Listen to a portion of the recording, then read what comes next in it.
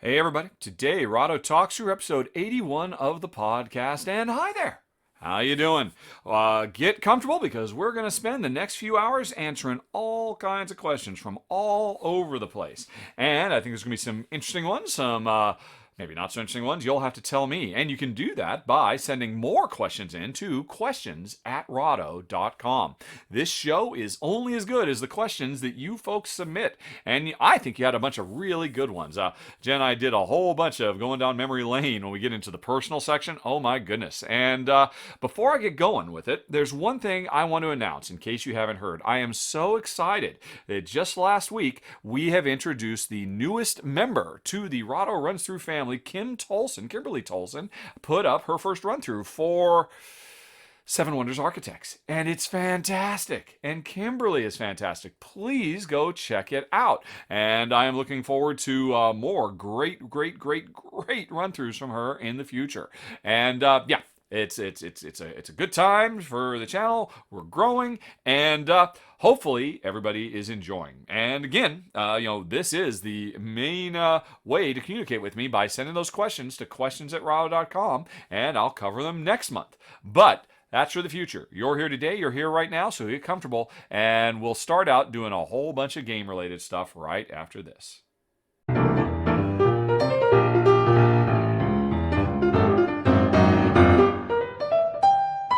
Okay, everybody, it is time for the questions. We're going to start out with some thoughts from Gerald, who notes that Gerald knows that I played Carpe Diem with the new Rondell rules, and I didn't like it. That is very true. I was not a fan.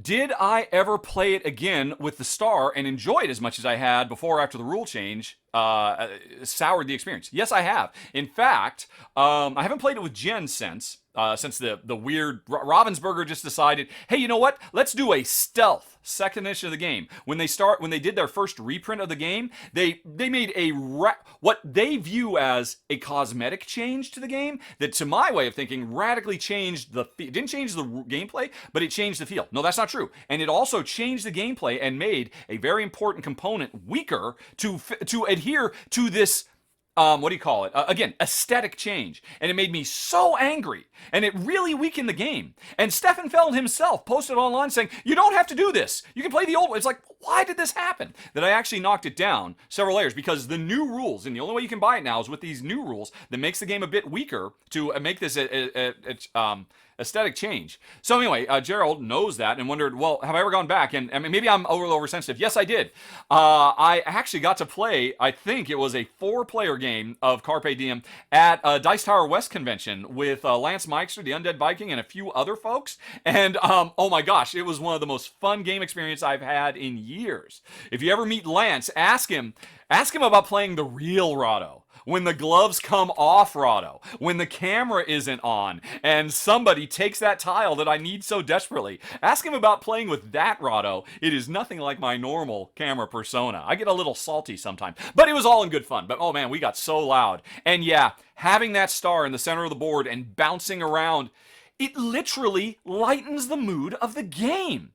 And taking that out makes the game, I mean, people accuse Feld games of being kind of dry, soulless, points optimization machines. And, that's a valid critique. So why would you take something that's fun, that adds velocity and momentum, rebounding basically, out to enhance that? Drove me nuts. And I can say from personal experience, yes, the game is still better with, and I had a fantastic time playing.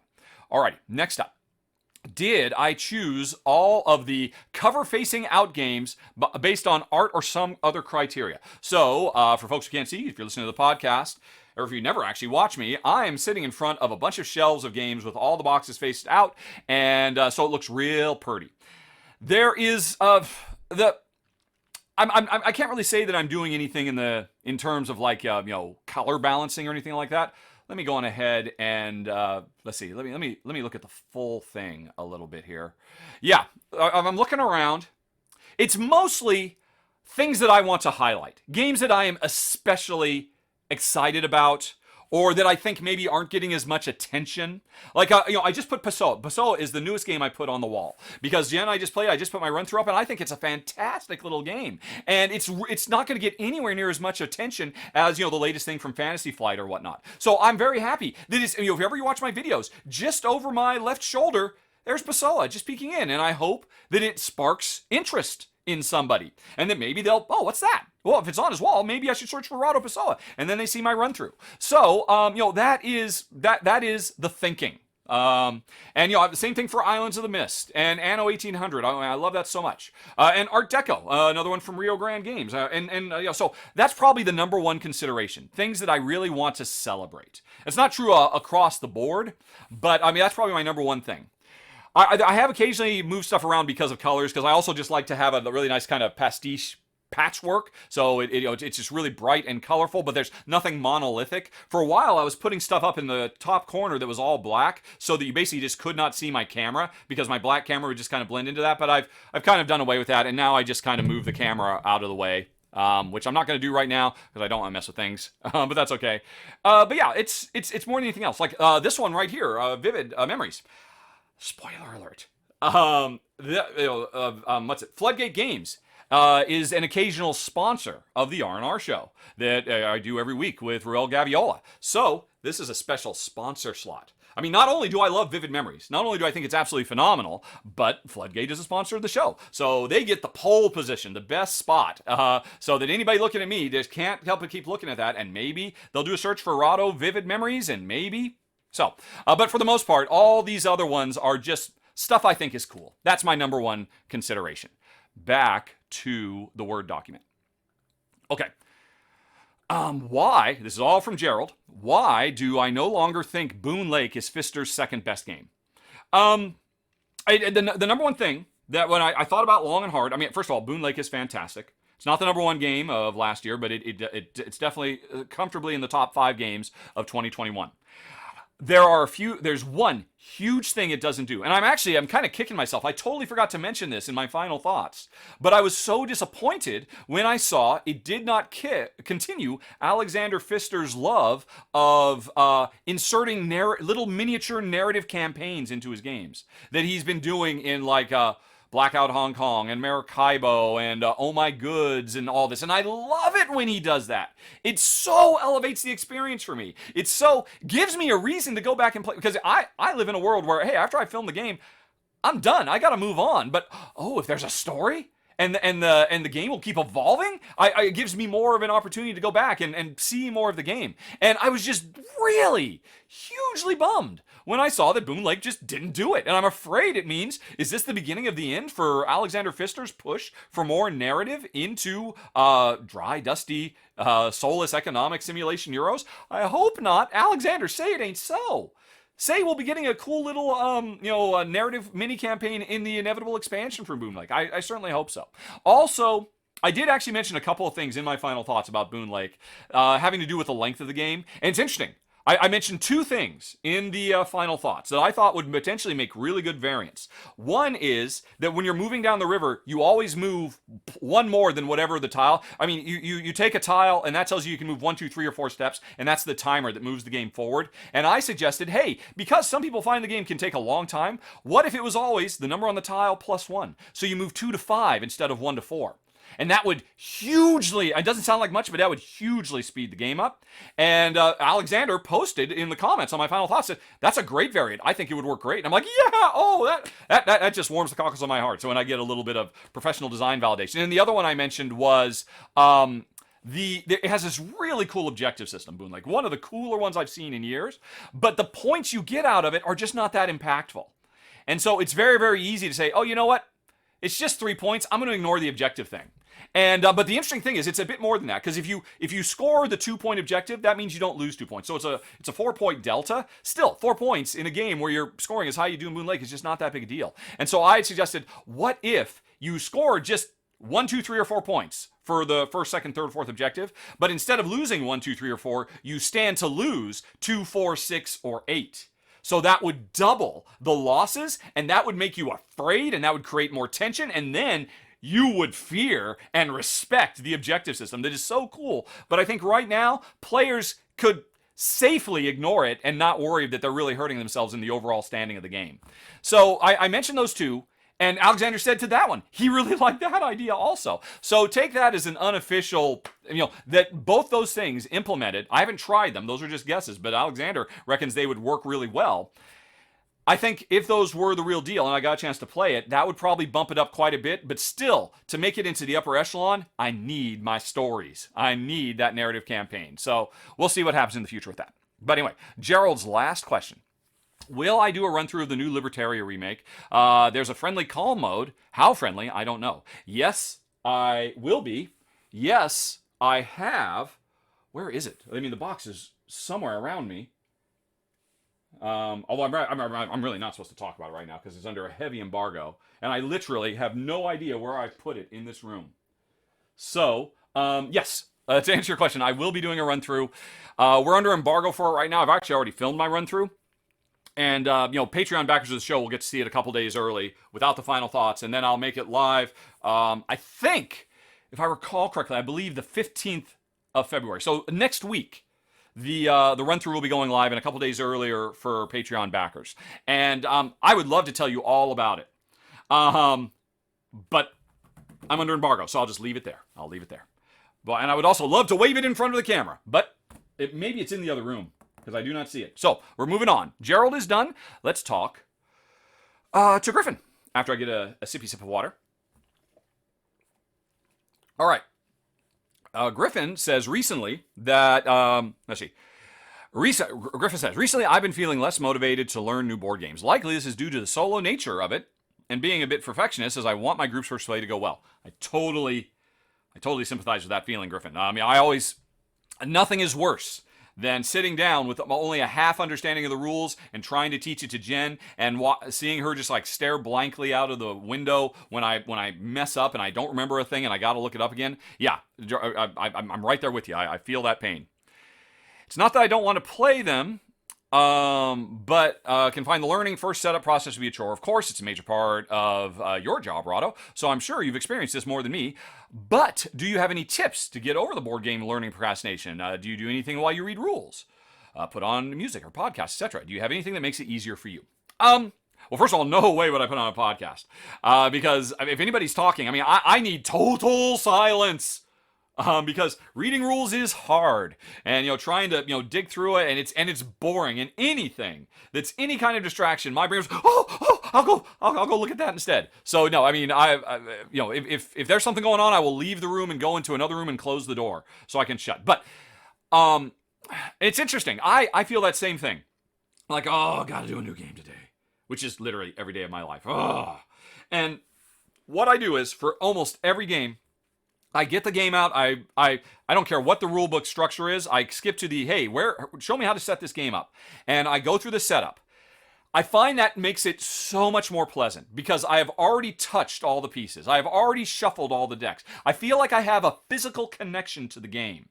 And so that helps propel me through the rest of the rulebook. There have been plenty of times I've had to read the rules like when I'm on a flight, on the way to a convention or something like that, or in the car, and I know as soon as we get home we have to play this game, and I download a PDF of the rules or whatever, that I try to read the rules that way, and it is literally 3 times harder for me. If I have not touched these things, if I have not seen them, if I have not seen where they all sit on the table in relation to each other, it is a chore, it is a nightmare, quite frankly, for all but the simplest things.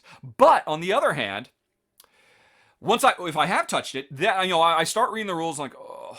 But having that scaffolding, having touched it and felt it, it makes it smoother, it makes it easier, and it's weird. I don't always, but I often find this as I start reading the rules, I start enjoying it because it is a path of discovery for me. Because I've read literally by this point 10 years. I've done this for almost 10 years now. I have read thousands, literally thousands of board game rule books now. From stem to stern. And I've gotten to the point where I can really get a good sense. If I've touched it, I can really get a great sense. It almost feels to me like I'm actually playing the game while I'm reading the rules. Because I'm imagining, I have literally, Jen has seen me reading a rule book and seen me go, oh. Because wow, that's going to be cool. I can't wait to try that in game. Now that's me. I don't think that's most people. So that's something that helps me get over it. Other things I do to try to make it, I am shocked how bad a job the vast majority of board game rulebook writers do. Here's some things to make it easier, because the standard structure for an average board game rulebook has literally gotten worse in the 10 years that I've been doing this. They all, first of all, they'll do, okay, hey, here's a whole bunch of components. That's fine. I'd rather actually touch the components. I've just explained why. Then they do the setup. Great. But then they'll usually do 2 or 3 or 4 pages of, let me explain basic concepts of the game. Stop doing that, rulebook writers. That is the worst thing you can do. You are forcing me to try to memorize stuff that I have no concept of because you haven't taught me the basics of the game. And sometimes they'll even do that and you won't get to the setup until midway through the rulebook. So the first thing I do is find me the setup, set up the game. Now, read the thematic intro to help me set the stage for where I am, who I am. That's very important. Then skip everything and go to wherever it is in the rulebook that it starts describing the structure of the game. Often that is halfway through the freaking rulebook, and that is a sin. It is a cardinal sin that rules writers keep screwing this up. I go there. And usually it's really simple. It's like, okay, we're going to play through 6 rounds. Each round is, is going to be, each player takes 2 turns or passes. And on a given turn, you do X, Y, or Z. And, and then, once the 6 rounds have passed, we go to a final bonus round where we do this thing. And then there's final scoring. So you got to read that first. First, physically set the game up. Then read and absorb the setting and the structure. Then, once that's in your head, you will find everything else becomes a lot easier. And here's the next thing that rule writers screw up a lot. They'll start the structure, but like, okay, there's 6 rounds, and each round, each player will take 1 action, but they can do bonus actions or whatever. And then they will spend 5 pages talking about the different actions you can do. And I'm like, I'm not ready for this. Tell me what happens at the end of a round. Don't change subjects on me halfway through this rule book. I'm learning about structure. I'm learning the overall flow of the game. But then you stop and make me learn about a bunch of specific things, and then you'll pick up later with the rest of the structure. So, another important thing.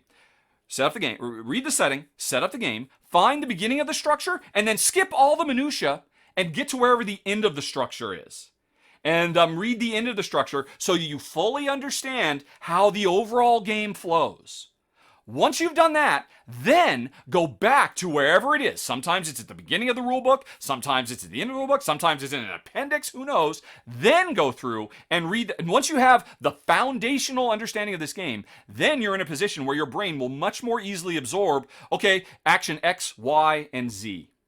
This is the way rulebooks should be written. Occasionally, I find one that's written this way, and I guarantee you that's going to be a rulebook that nobody complains about, because it just works, because it understands human psychology. I say all this, my major in college was scientific and technical communication. I took courses to train how to take engineer speak and rewrite it so that human beings could understand it. This was originally going to be my profession until I sidestepped into the video game industry. So it's jaw-dropping to me how often they get it wrong. And so I don't blame you, Griffin, that you find it so daunting. But if you can do better than the writers. And I mean, you can be more selective about how you jump around. And that's one of the things that helps me quite a bit, is that I will not stay bound to the shackles of a poorly written rule book. I will dynamically re-edit it on the fly by looking for the stuff I need to know, rather than what the rulebook writer thinks they should tell me based on dogma, because board game manuals are based off of war game manuals. War game manuals were written by engineers.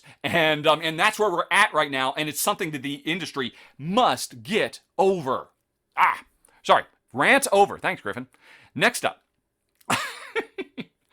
Next question is semi-related, but how do I deal with my partner or game group not liking a game that I love after the first play? Griffin's had this happen a few times, where the game he adores falls flat, and sometimes he feels it could be his teaching, but he doesn't know. But he knows it's likely that, it's like the game is the cup of tea. My solution for that is don't let it happen. I mean, that's why I read thousands of rule books, because I've already read the vast majority of rule books before the game ever came through my front door, because I've checked it ahead of time to make sure I would like it. But that's less important, to make sure Jen would like it, because 5 or 6 years ago, Jen started saying, you know what? I'm kind of getting burned out on this board game thing. Maybe we should take a break for a while. And that was a real wake-up call for me because I didn't used to vet games as much as I do now. So now I double and triple check. I rely on the pedigree of the designer and the publisher and the developer wherever possible. Because that's important. Developers do not get near enough credit in our industry yet. They're so influential. And but anyway, so I rely on that. I read the rules, and I'm relatively confident. At the very least, even if she doesn't love it, she'll find it interesting or like it. And occasionally I screw up, and that's just a personal failure. And I go back and I'm like, I should have anticipated this. I should have seen why she wouldn't like this. Because I go back and what did I miss when I vetted the rule book? So that's my solution for it. Just don't let it happen.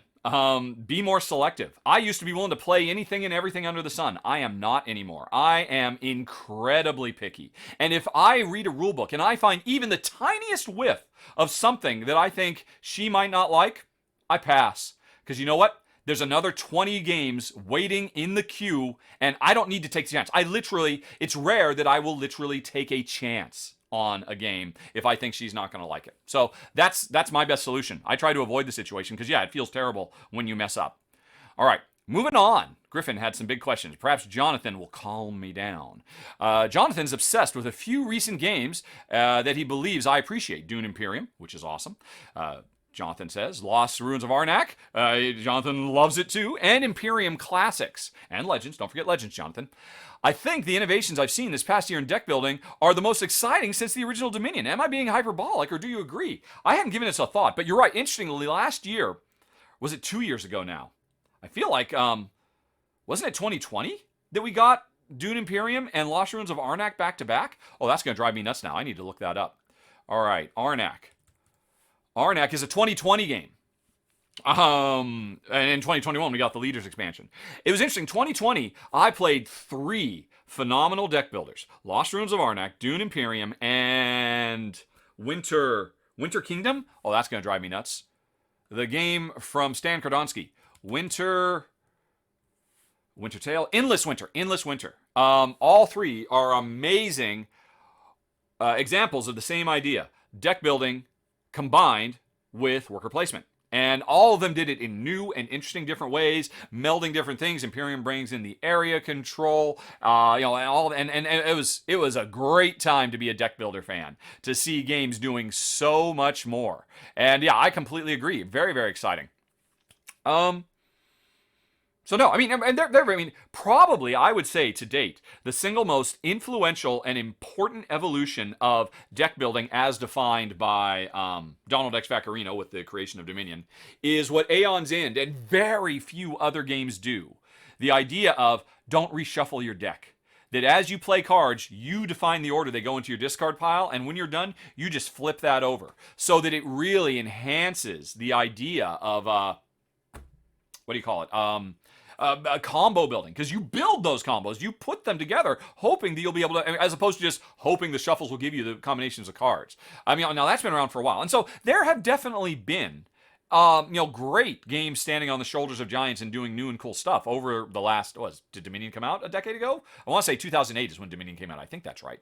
But you're right. I would say 2020 was a banner year, very exciting, and then you're right. Imperium Classics and Legends, which did come out last year. Oh my gosh. Oh, it drives me so nuts that there's so much take that in that, because I would say Imperium Classics and Legends is maybe top dog these days in terms of heavy designer card games. I would say these games are superior, and this is blasphemy for a lot of people, to Race for the Galaxy. Superior to, what other ones? Funfair I really, really love. And Res Arcana. I would say Imperium Classics and Legends take the entire. Those games are just so drowning with cool, amazing, revolutionary ideas. It is a good time to be a deck builder fan. It's just a shame that both games had too much take that in there. I just couldn't separate it, so we didn't keep them. But oh man, I would say Imperium Classics plus Legends is the game of the year of 2021. Better than anything else that came out. If you don't mind the occasional, yoink, I'm going to steal your stuff kind of thing. I cannot recommend those enough. So no, Jonathan, I mean, you're talking to the king of hyperbolic here. I literally, in my 20s, worked for a software company called Hyperbole Studios. So hype is woven into my DNA. So you're asking the wrong guy if you're being too hyperbolic. I think it's great. I'm very excited with everything that's coming, Jonathan. Okay, Kirk says, Kirk knows that I have never played Scythe. That is correct. I've never played it. And Kirk knows I'm familiar with the game, and maybe more so now that Shay covered it for the channel. Jamie Stegmaier, the designer of Scythe, frequently refers to it as an engine building game. And based on the definition that Kirk has heard me describe for engine building, Kirk's not sure that I would agree that it's an engine building game. Do I consider Scythe to be an engine builder? That's a really interesting question. I wouldn't think so. Now, and I did watch Shay's run through a Scythe when he did it, but I mean that was like what? Well over a year ago now, I think. Or maybe not that long, but at least half a year ago, and I don't remember a lot of the particulars.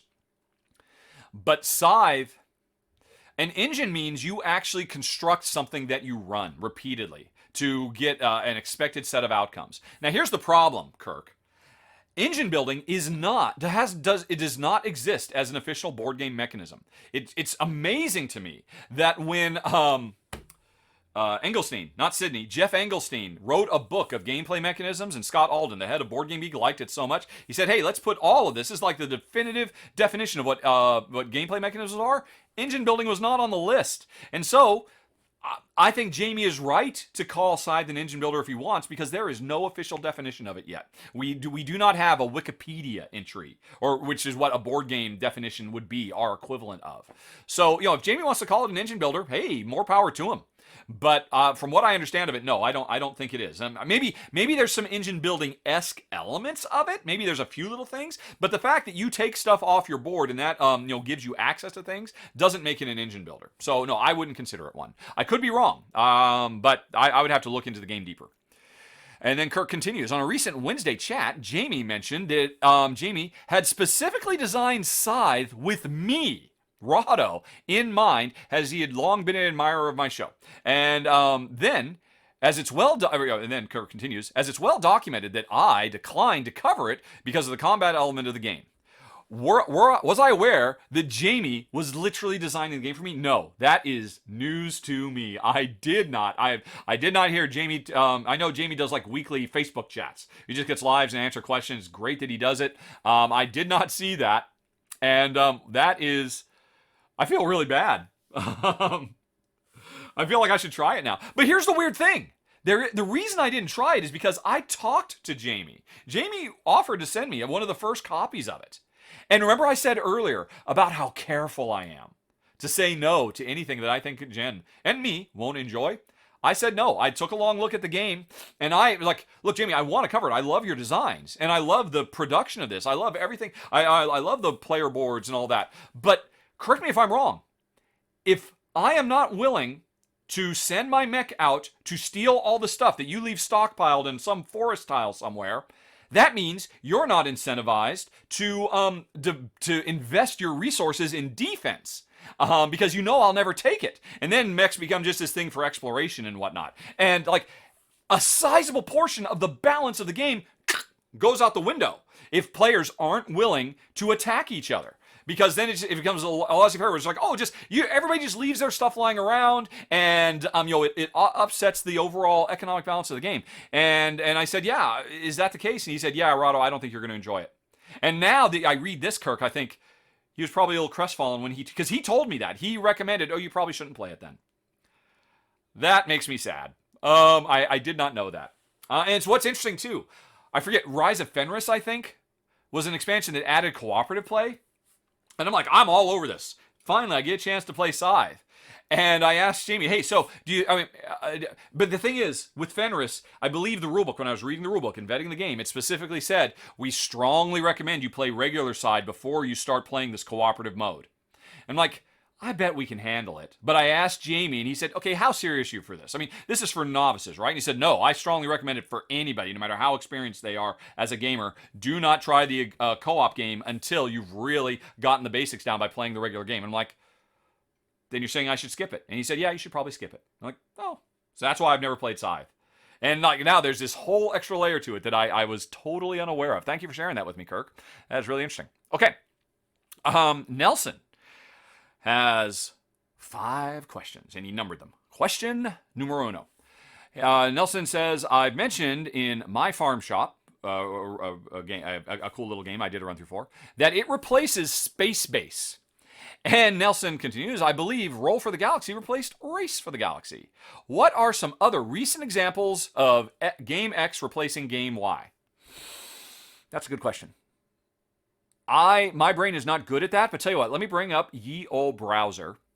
Let me see. Let me go to gone.rahdo.com and let me see if I've actually made a note that I'm getting rid of this because I've got the other thing. All right. And it's thinking about it. Here it comes. All right. Oh, and all right, I need to zoom out a bit because I cannot see. When you go to gone.rahdo.com, you get a nice little list of why I got rid of stuff. But I'm zoomed in so far you can't see it. All right, so there we go. All right, but I need to sort this by modified, so we're not talking about stuff from 5 years ago. All righty. And so, well, the crew underwater replaced the Quest for Planet 9. Does that count? No, I don't think it counts. I don't think that's what you're talking about because that's literally just the sequel is better than the prequel, so I got rid of the prequel. Right. I got rid of Brussels, but only because a new edition's coming out. I got rid of Rialto. I mean, there's all these re-themed Feld City games, but again, those are the same game. You want different games. Alrighty. Let's see here. I'm just scrolling down, which is not particularly interesting for anybody to listen to, I'm aware. I'm sorry for that. Oh, okay. Steampunk Rally. I really like Steampunk Rally a lot. It's a great deck builder slash engine builder slash racing game.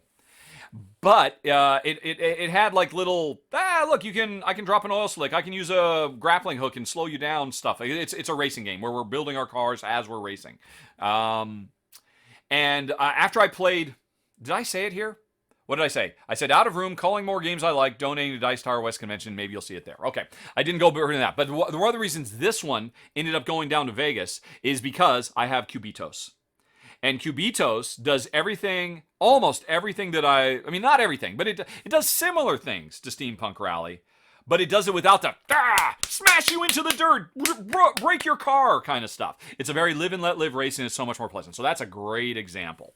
Let's see here.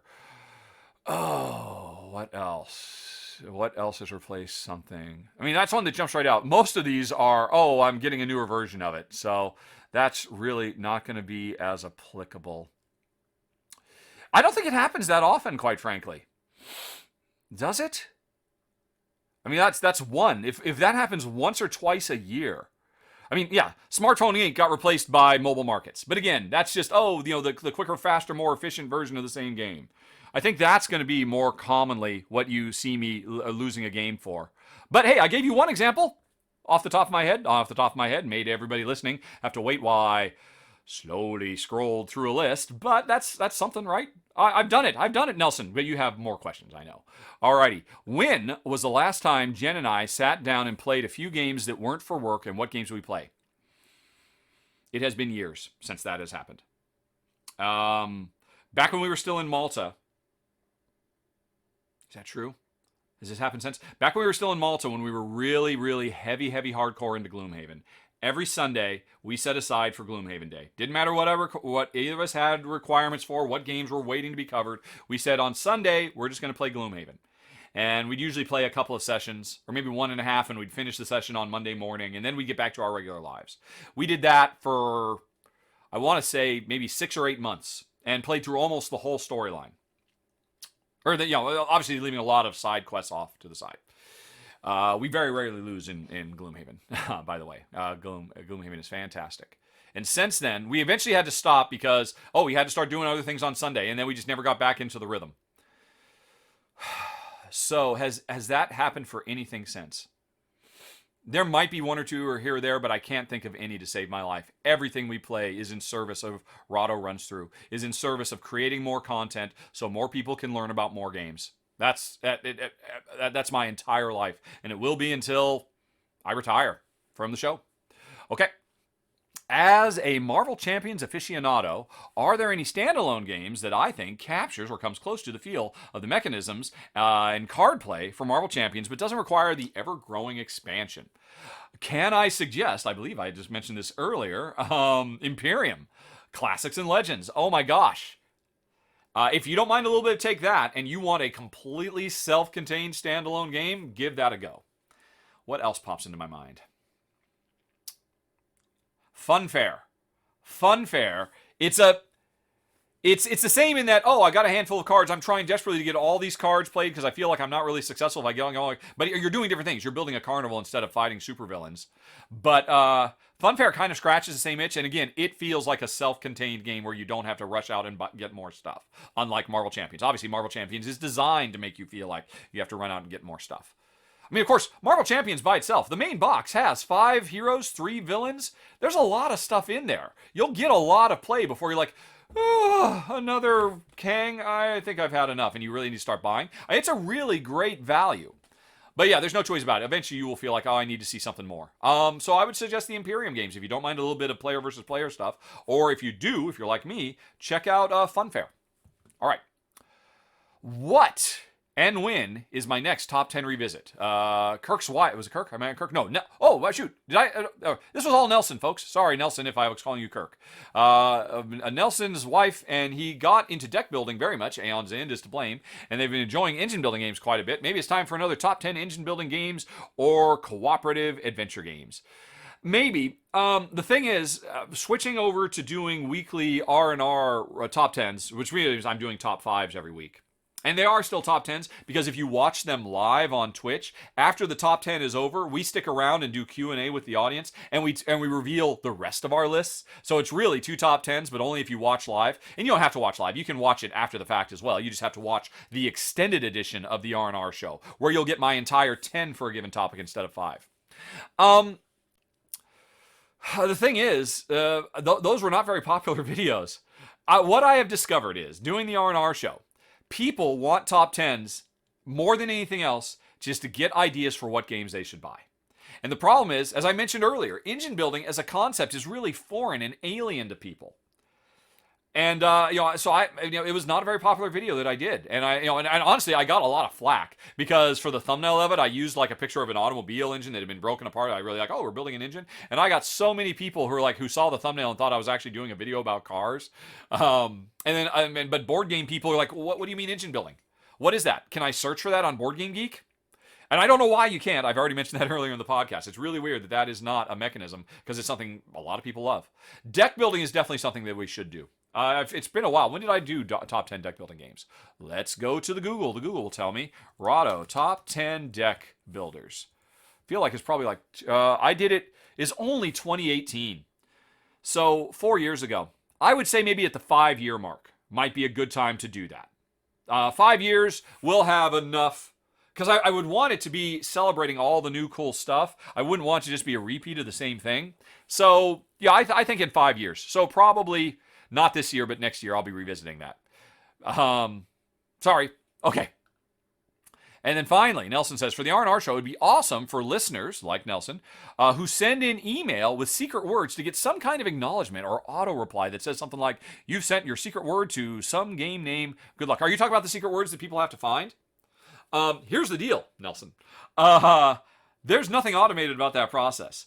Those emails that go to contest@rahdo.com, I look at every single one of them manually because technical reasons. I used to have a thing set up. I can't do that anymore. So I'm manually checking. I check every single one of them because sometimes people write notes or send pictures of their pets or what have you, and I really appreciate all of that. And sometimes people ask questions, and I actually reply because hey, I'm right there. I'm checking it. And it's all. If people ask questions, I'll actually reply. It's another way to ask me stuff, and instead of like in this kind of format, sending questions to questions@rahdo.com.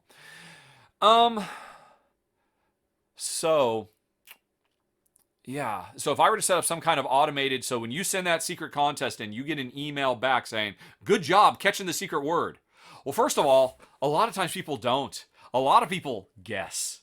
And it's obvious when they do. And I'm like, sorry, that's not right. So, and a lot of people spell the secret word wrong. or a lot of people put it in the wrong place, or a lot of people, so there are many reasons I have to do it manually, and I certainly don't want to manually have to. I mean, I guess I could, but there's literally hundreds of them that come in every week. So I think it's a great idea. And I think it would require me getting a lot more professional and organized and setting up some kind of really smart mail server system or something. I was this close. A couple of weeks ago, we had a catastrophic Rahdo.com mail failure. The mail server was just down for an entire day, and it really sucked because a lot of people were trying to enter the contest and they couldn't. That's when we extended the contest for an extra week so that everybody could get a chance to enter. And why am I talking about this? Why am I talking about this? We got it fixed, and that was good. And one of the reasons we had to fix it led to me having to manually check everything. Oh, but yeah, as I mentioned, at the time, we were like, maybe we shouldn't rely on email for this. Maybe I should set up some kind of online survey. And instead of send a question or, send your entry to, I can't think of the word now. Send an email to contest@rahdo.com with the name of the game in the subject header, which vast majority of people don't. A lot of people put it in the body, and I have to search for it and stuff like that. It's fine. It's no big deal. But if I set up just like some kind of automated online survey where I said, hey, everybody, go to http://contest.rahdo.com and fill out the form. Give me your email address so I can contact you if you win, and type in the name of the game. I could do something like that. And if you got it correct, then that could be a system that automatically sends out. But I don't know. It's something to think about. You've given me food for thought, Nelson. I'll leave it at that. Especially because it wasn't a question. And this is supposed to go to questions@rahdo.com. Okay, we're moving on to Olivier, who just learned that I will be covering the new implementation for Stonemaier of Libertalia. And Olivier loved the original game and remembers that I was very turned off by the cutthroat nature of it. That's true. Was Jamie pretty sure that I would like the game before sending it to me? Olivier knows Jamie himself. Oh yeah, the story I just mentioned about how Jamie warned me off of Scythe. Or was I going to review it no matter what, and just because I love the original design and trust Stonemeier's, I would say it's that. I trust Stonemeier's game model philosophy, as Olivier puts it. I definitely wanted to try it as soon as I heard about it. Even if, I said earlier that I vet things, and I'm really careful. I generally don't try to take chances. I took a chance on Libertalia, and I can't talk about it yet. I cannot give any opinions. You'll hear, my final thoughts video and the run-through will go up next week. But what I can say is I was willing to take a chance, one, because even though Libertalia was not for us, because it was too cutthroat, both Jen and I could appreciate just how brilliant the design is, because it is. It's one of the greats. And two, I'll be honest, what I was really interested in was seeing how did they implement solo. That really caught my eye, because I am the biggest fan in the world of Morten Petersen and the Automa Factory. And so every time any game where Morten Petersen is involved, I must play it. Even if I know Jen and I will hate it, because hey, I'll just check it out for the solo. And I think it's not for a bit of a spoiler to say, my run-through that I'm putting up next week will be demonstrating the solo mode. Although I'll be talking about how the multiplayer mode works and how, you'll get a full sense of the game. But I can't say what I thought of the solo mode, but that's what pulled me in. It was not Stonemaier. It was the Automa Factory that pulled me in and really made me want to take a chance and check out Libertalia Winds of Galecrest. And I'll talk more about it next week when the embargo lifts. All right. Okay. Next up. And that was it from Olivier, right? Yes. Okay. Hi, Will. Will has come to a point where he really needs to start considering the BGG rating his collection in a more thorough way. But before he starts going down that rabbit hole, he's curious how I approach the ratings myself. Right. This might be most helpful to think about in two distinct related questions. Question 1. You have 3 questions here. You say 2, but there are 3. Question 1. How do I rate games now? Meaning, how do I ponder, think, feel my way through? Versus 2. What do I wish past Richard had done when rating games that I find myself now cleaning up today and that future Richard might benefit from, aside from simple fact, new versus not new, right? And perhaps bonus question that helps most. The third is the bonus question. If I blew up my ratings and started from scratch, or we're starting over, or even trying to merge a smaller list to a bigger list, how would I consider starting? Pick an archetype game, and then you get several options of how I might do it. Okay, that's a good question. Okay, so the way I do it now is, well, I have a list of 400 to 500 games I have rated. And for folks who don't know, let's just go to it. If you want to, anybody wants to check it out, let's bring up that ye old browser again. Boop. Let's go to rank.rahdo.com. And this is a shortcut anybody can go to that lists my collection sorted by my rating system. And my rating system, the highest ranked game I have is 9.9. That is Pandemic. The lowest ranked game I have is on page 2. It is a 6.9. Adlungland. And then I've got a whole bunch of stuff. And the odd thing that people will always find very odd is occasionally they'll come across Amun-Re the card game, which I've rated 7.6252. And I always, or Village of Valeria, 7.71623. And they say, how can you be that anal about how much you like or dislike a game? That's ridiculous. It's an artifact.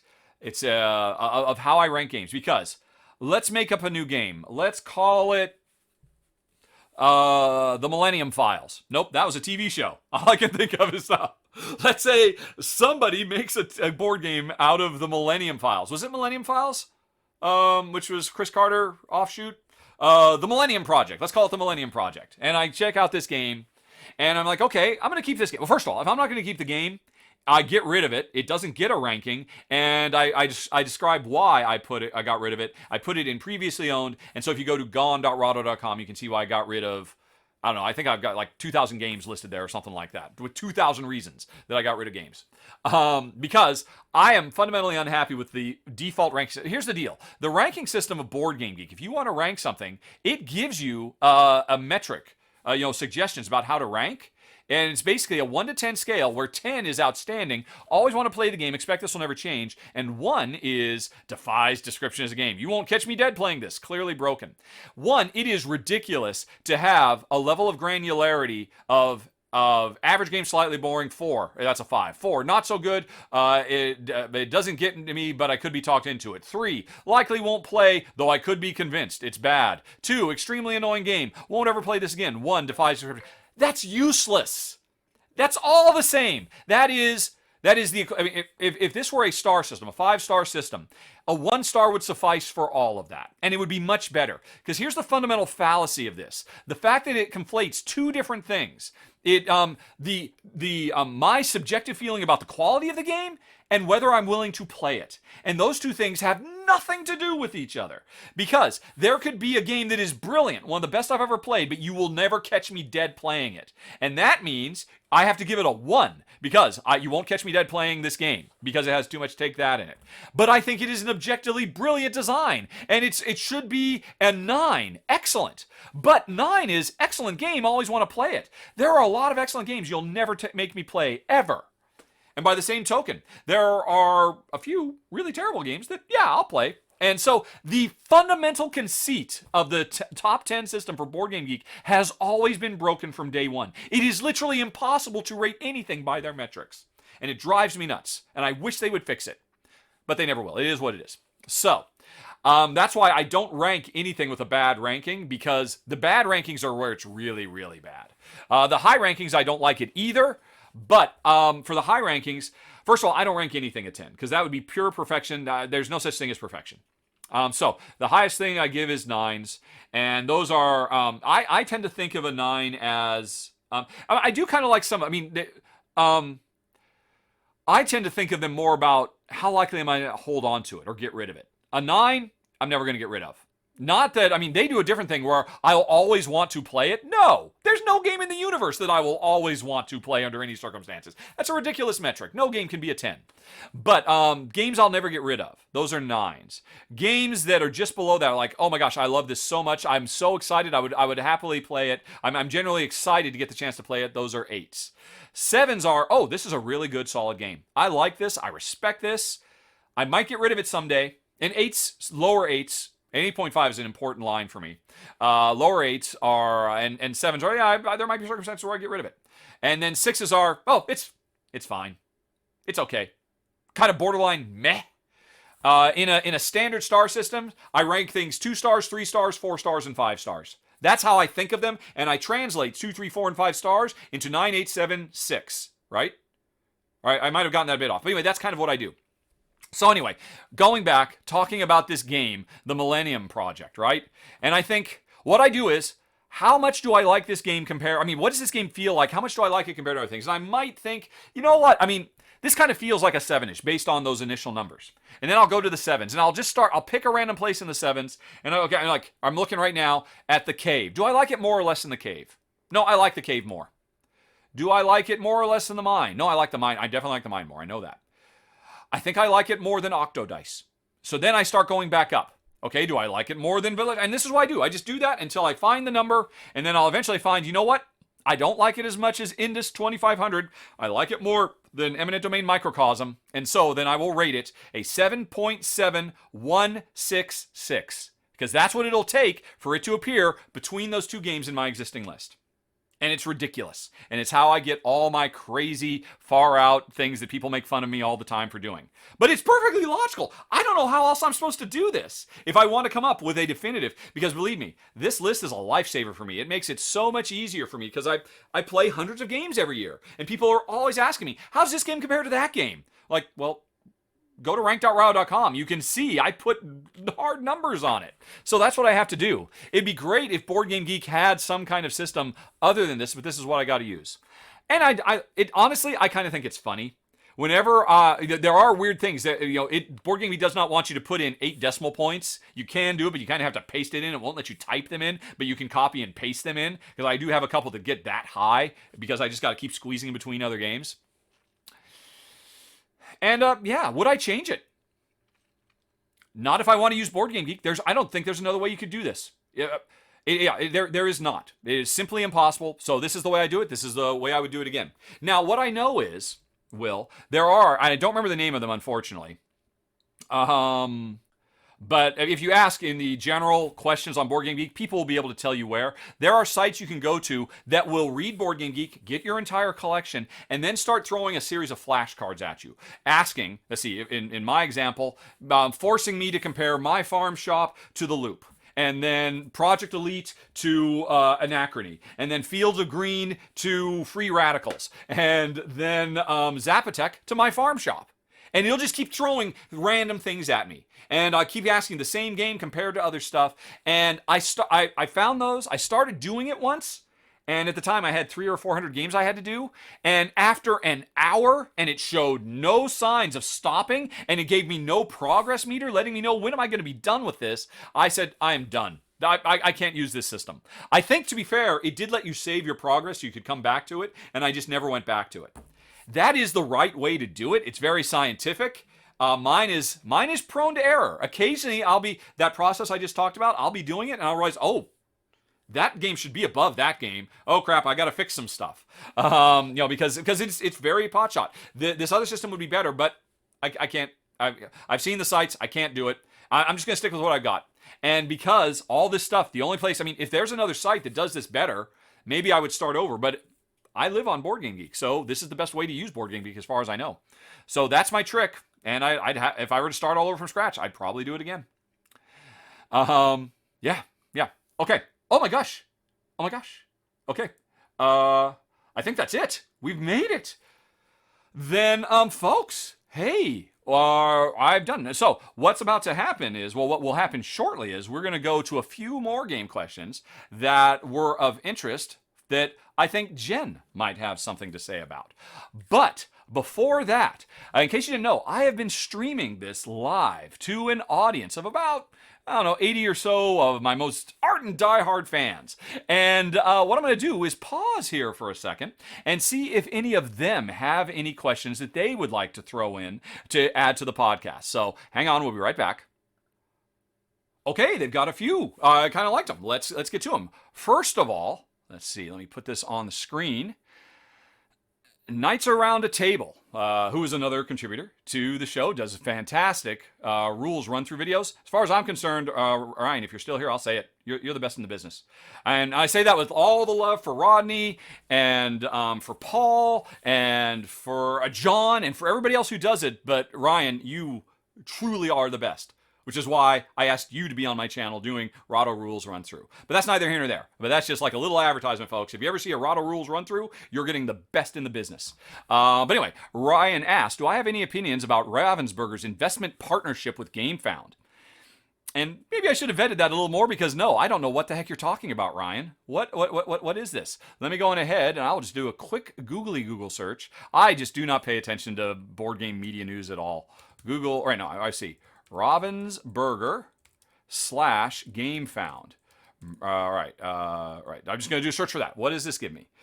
Ravensburger invests $4.5 million in a partnership with board game crowdfunder Gamefound. Wow. Well, that's a fine how do you do. Right, it's part of an innovation and investment program, Next Ventures. Because remember, Ravensburger is more than just board games. Ravensburger is a huge publishing company in Germany, if I recall correctly. So they've got money to throw around beyond just board game stuff. So quoted in the Gamefound, Ravensburger's head of global games, Philip Franke, said the partnership would help make his firm more brand game pitches into final products. Ravensburger evaluates over 1,000 games ideas a year, adding we can ultimately publish only a handful of these games on our own, but hundreds more are concepts we know board game fans would really love. Gamefound makes it easier for all creators to produce the games of their dreams, and we're excited to support a platform that will help deliver even more game experiences to tabletop fans around the world.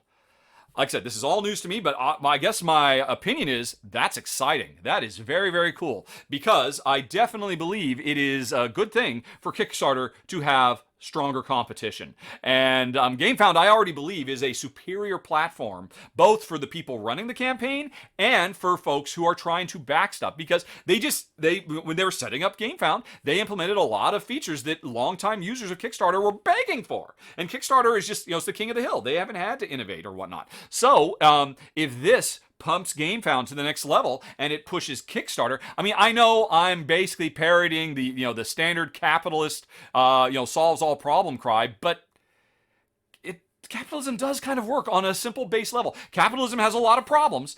Heavily regulated capitalism is the key to prosperity. And when I say heavily, I mean heavily regulated capitalism. Unfettered pure capitalism, one, doesn't exist, but two, shouldn't even be tried because it will destroy us all. But heavily regulated for the betterment of all capitalism, and I'm genuinely excited about that. And so, but I don't know much more. I can't wait to see what happens as a result. Let's see. Then we move on to, alrighty, Detelquest. I have no idea how to say your name, Detelquest. I'm going to call you Bob. Bob says, a couple of years ago, I had Adventure Inc. as a future game of interest. Seems to have gone quiet. Have I seen or had any updates in regard? Yes, I do. Bob, if that is your real name. Adventure Inc. is going to be the second game from board game publisher. I believe he named his company Adventure Inc. as well, if I recall correctly. The first one is Plunderous. Plunderous went to Kickstarter, gosh, has it been almost 2 years ago now? And didn't quite fund. It came out at the wrong time, with the wrong price point, and the wrong sales pitch. I did a run through for it. I think it's an amazing game. The plan was, after Plunderous successfully kickstarted, and successfully funded and successfully shipped, then Adventure Inc. was going to come along. And Adventure Inc. I am still super excited about because where's our Gloomhaven the Roll and Write? Taking as, that's what I want. That's what Adventure Inc. is. That's its elevator pitch, basically.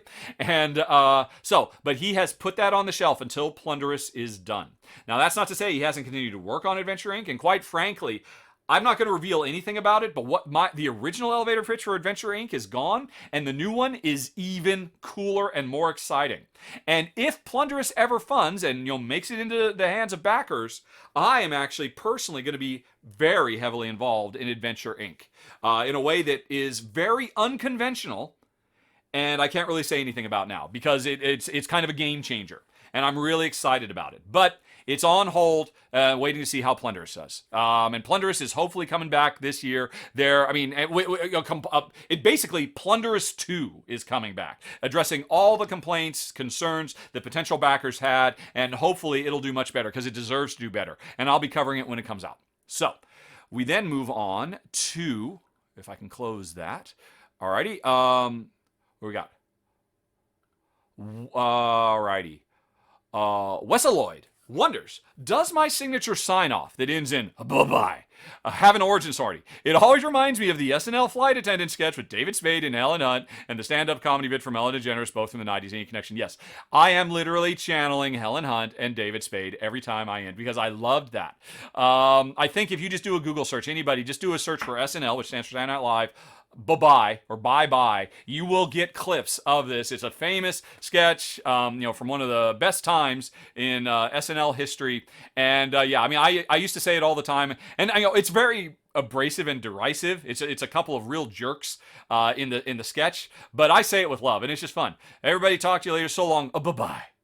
But yeah, I'm literally, you nailed it completely. That is the quote. I didn't know Ellen DeGeneres had a similar one. It's 100% David Spade. All right. Okay. What have we got here? Goblin 981 says, I've noticed that Pfister's story campaigns are just a new setup for each game. There's no progress from game to game with a final score like most games would do. What are your thoughts on that? My thoughts are it's great. It's so simple. It's so easy that you have a really solid game that just works, right? And you can just play the game 100 times. And that's what Pfister does. Oh my goods, Cloud Age, whatever. And then you just come up with a few little twists. Things that would almost be just promo packs or portions of an expansion. So you design those extra bits. And then you say, hey, you know what? After the first chapter, you just played the regular game. Oh no, a meteor has struck. And now you did such a great job saving the city. Now we have to fight the meteoroids, monsters that are attacking. And so you introduce meteoroids, a new type of card that just changes it. And you play that. And then you're like, okay, good job. The meteoroids are still there. And so you play the third game of the campaign, and now you're still having to do meteoroids, but there's the queen meteoroids. It's simple stuff. It's not going to win Pulitzer Prizes or anything like that, but it's just wonderful. And it just pulls me through. Human beings love having stories told to them. I have often argued, and I used to have to make this argument in the video when I was a video game developer for years, because that's like one of the fundamental divides amongst video game designers. How important is story? How important are cinematics? And I always said they're very important. And I had plenty of coworkers who said these are a waste of time. Nobody cares. Everybody skips them. No. My argument was always, if you go to a restaurant where the front page of the menu has, or the back or whatever, has a little paragraph devoted to the story of how this restaurant came to be, how it was, the owner's grandmother came from the old country and carried these recipes and whatever it is and came to the new world, and even as something as simple and cliched and tropish as that, instantly makes me more engaged and interested in the food I'm about to eat because you just told me a story about that food. As opposed to, oh, this is a restaurant and there's no story there at all. What is the story of Denny's? I have no idea. They should put it on the menu. I would be more engaged if I went and ate at Denny's. So I love that Alexander Pfister does it. It broke my heart when it didn't happen in Boonlake. It doesn't have to be very hard. It's not like it's a really high bar we're trying to cross, but it definitely makes the experience better in my experience, in my opinion. It makes it better for me anyway. Okay, and it's so easy to do. Why not do it? Where's our Agricola story expansion?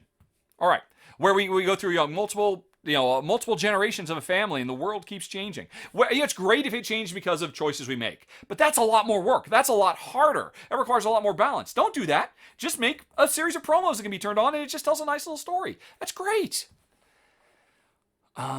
Especially because the thing I love the most about Pfister is, I give you a really bad example of how to do it. What Pfister generally does is, there are characters, interesting characters. It's less about the change of the world, it's about the journey these characters are going on and the interpersonal conflicts. And inevitably, what happens is, those characters become cards you use in the game. And I'm playing another card. It's Bob.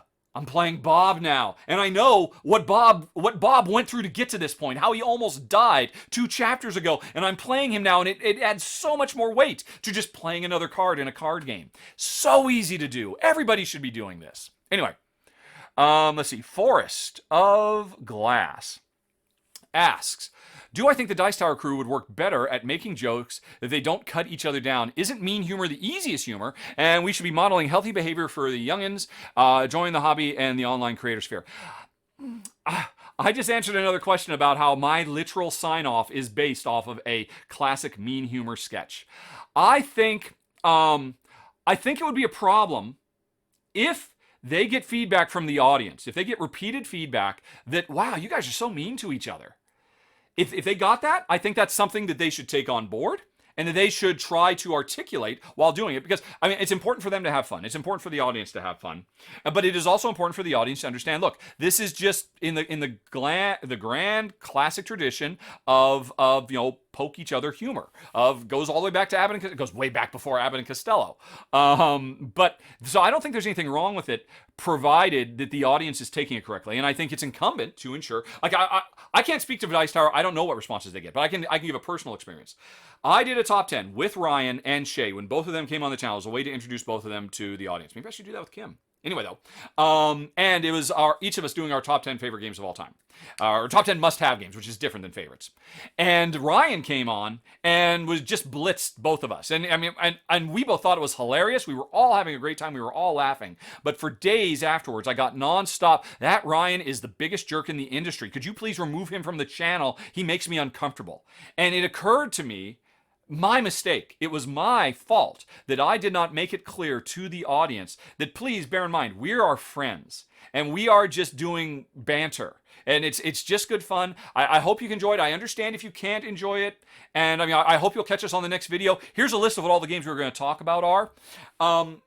I don't watch the Dice Tower enough. I mean, honestly, I miss it. I mean, that was the mainstay of the Tom, Z, Sam the Holy Trinity, and it was great. They had such great chemistry, but it was all based on poking and making fun, and I really enjoyed it. And I think the majority of audience did. And like I said, I think it's incumbent on them to try to make it as approachable and comfortable for their audience as possible, while still being true to themselves. So if it was an issue, I hope they talked to people about it and made them feel more comfortable with it. That's certainly what I tried to do when I had my run-in with that. Alrighty. Hockey Dude asks, what are some good underrated deck building games that come to mind that don't get the hype they deserve? Oh, well, right off the bat, the easy answer, Ausonia. Ausonia. That is one of the best deck builders of recent years. I did a run through for it, or I did a rundown of it. You can check it out. It's a keeper. I think I mentioned it in my top 10 must take on the road games with me, because it's that rare deck builder where you don't feel like you need to buy more stuff, that it comes with enough in the box and enough variety. It's got a little bit of take that in it, which I'm not crazy about, but I like it so much I keep it in spite of that. Ausonia. And as was mentioned earlier in this podcast, not enough people are talking about Imperial Legends and Imperial, the other one. That we've talked about at great length at this point in the podcast. Those games should be on everybody's mind, and it's a shame they're not. So those are the two that come to mind immediately. Alrighty, and we've got let's see here. Right, one more, and it's a follow-up from Forrest. They kind of came out of order.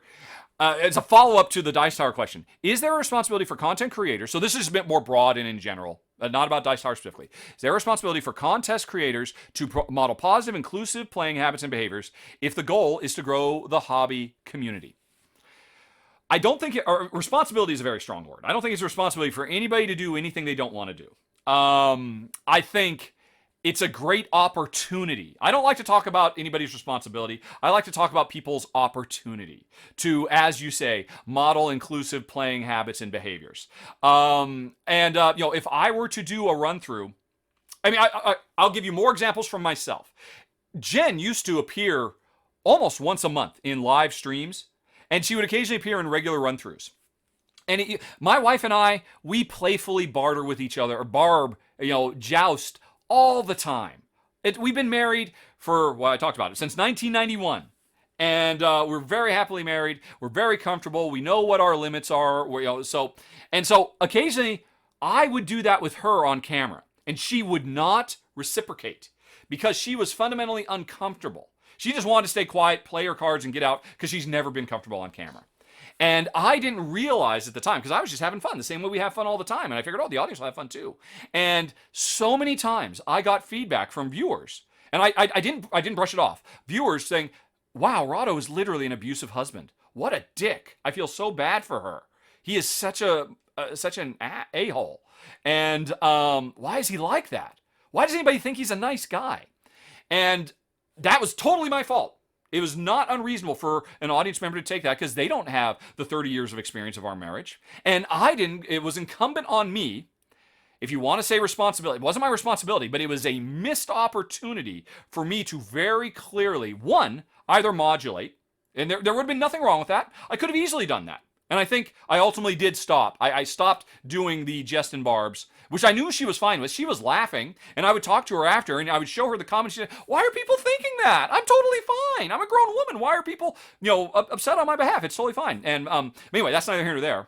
But I still thought it was reasonable, what is it? Hanlon's razor. Never ascribe to malice what can be explained by ignorance. And people who are ignorant of our relationship, perfectly reasonable for them to, actually I kind of mixed it up there, but you get what I mean. So it is something that I don't have to change, but I did, not because it was my responsibility, because it was an opportunity. And I think wherever possible, there's two ways to address it. Change the behavior or articulate. Our job as board game media people is to explain games. We can spend a little bit of time explaining our media as well to try to ensure everybody understands what's really going on. And nobody's responsible to, but it's a shame if given the opportunity to, you don't take that chance. I've gotten a lot of feedback. I've made some terrible, terrible mistakes running my show. And rather, when people called me out on it, I could just say, screw them. They're being sensitive Sallies. I'll just do whatever I want. I could do that, or I could listen. And I could try to make the show better for more people. And that's always been my goal. I would suspect that is true for Tom as well. He and I have never had a conversation about this. And like I said, I loved the heck out of Tom Z and Sam going at it. To me, it was so obvious that they were fast friends just having a good time. But I loved Abbott and Costello growing up too. And that is a very toxic relationship going on between those two. Hey, Abbott! So, I don't know. Maybe I'm just of a certain generation. So that's kind of my feeling on that. And that's it, folks. I've made it through the live chat questions. And so, hang on. We'll be right back with Jen for some more gaming questions.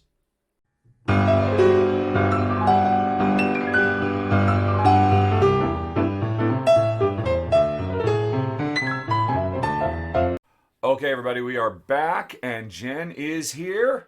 Jen will not appear on camera because she's shy. Hello. There's her hand, and there's a picture of her I took, 10 years ago or something like that. Yep.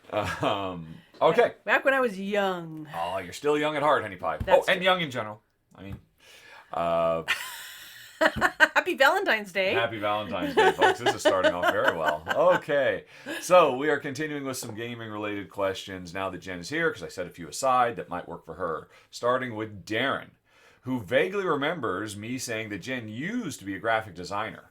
Is that right? If not, ignore. And that is correct. Yep. I don't know, used to be. Once a graphic designer, always a graphic designer, right? Can't beat that out of a person. Yeah.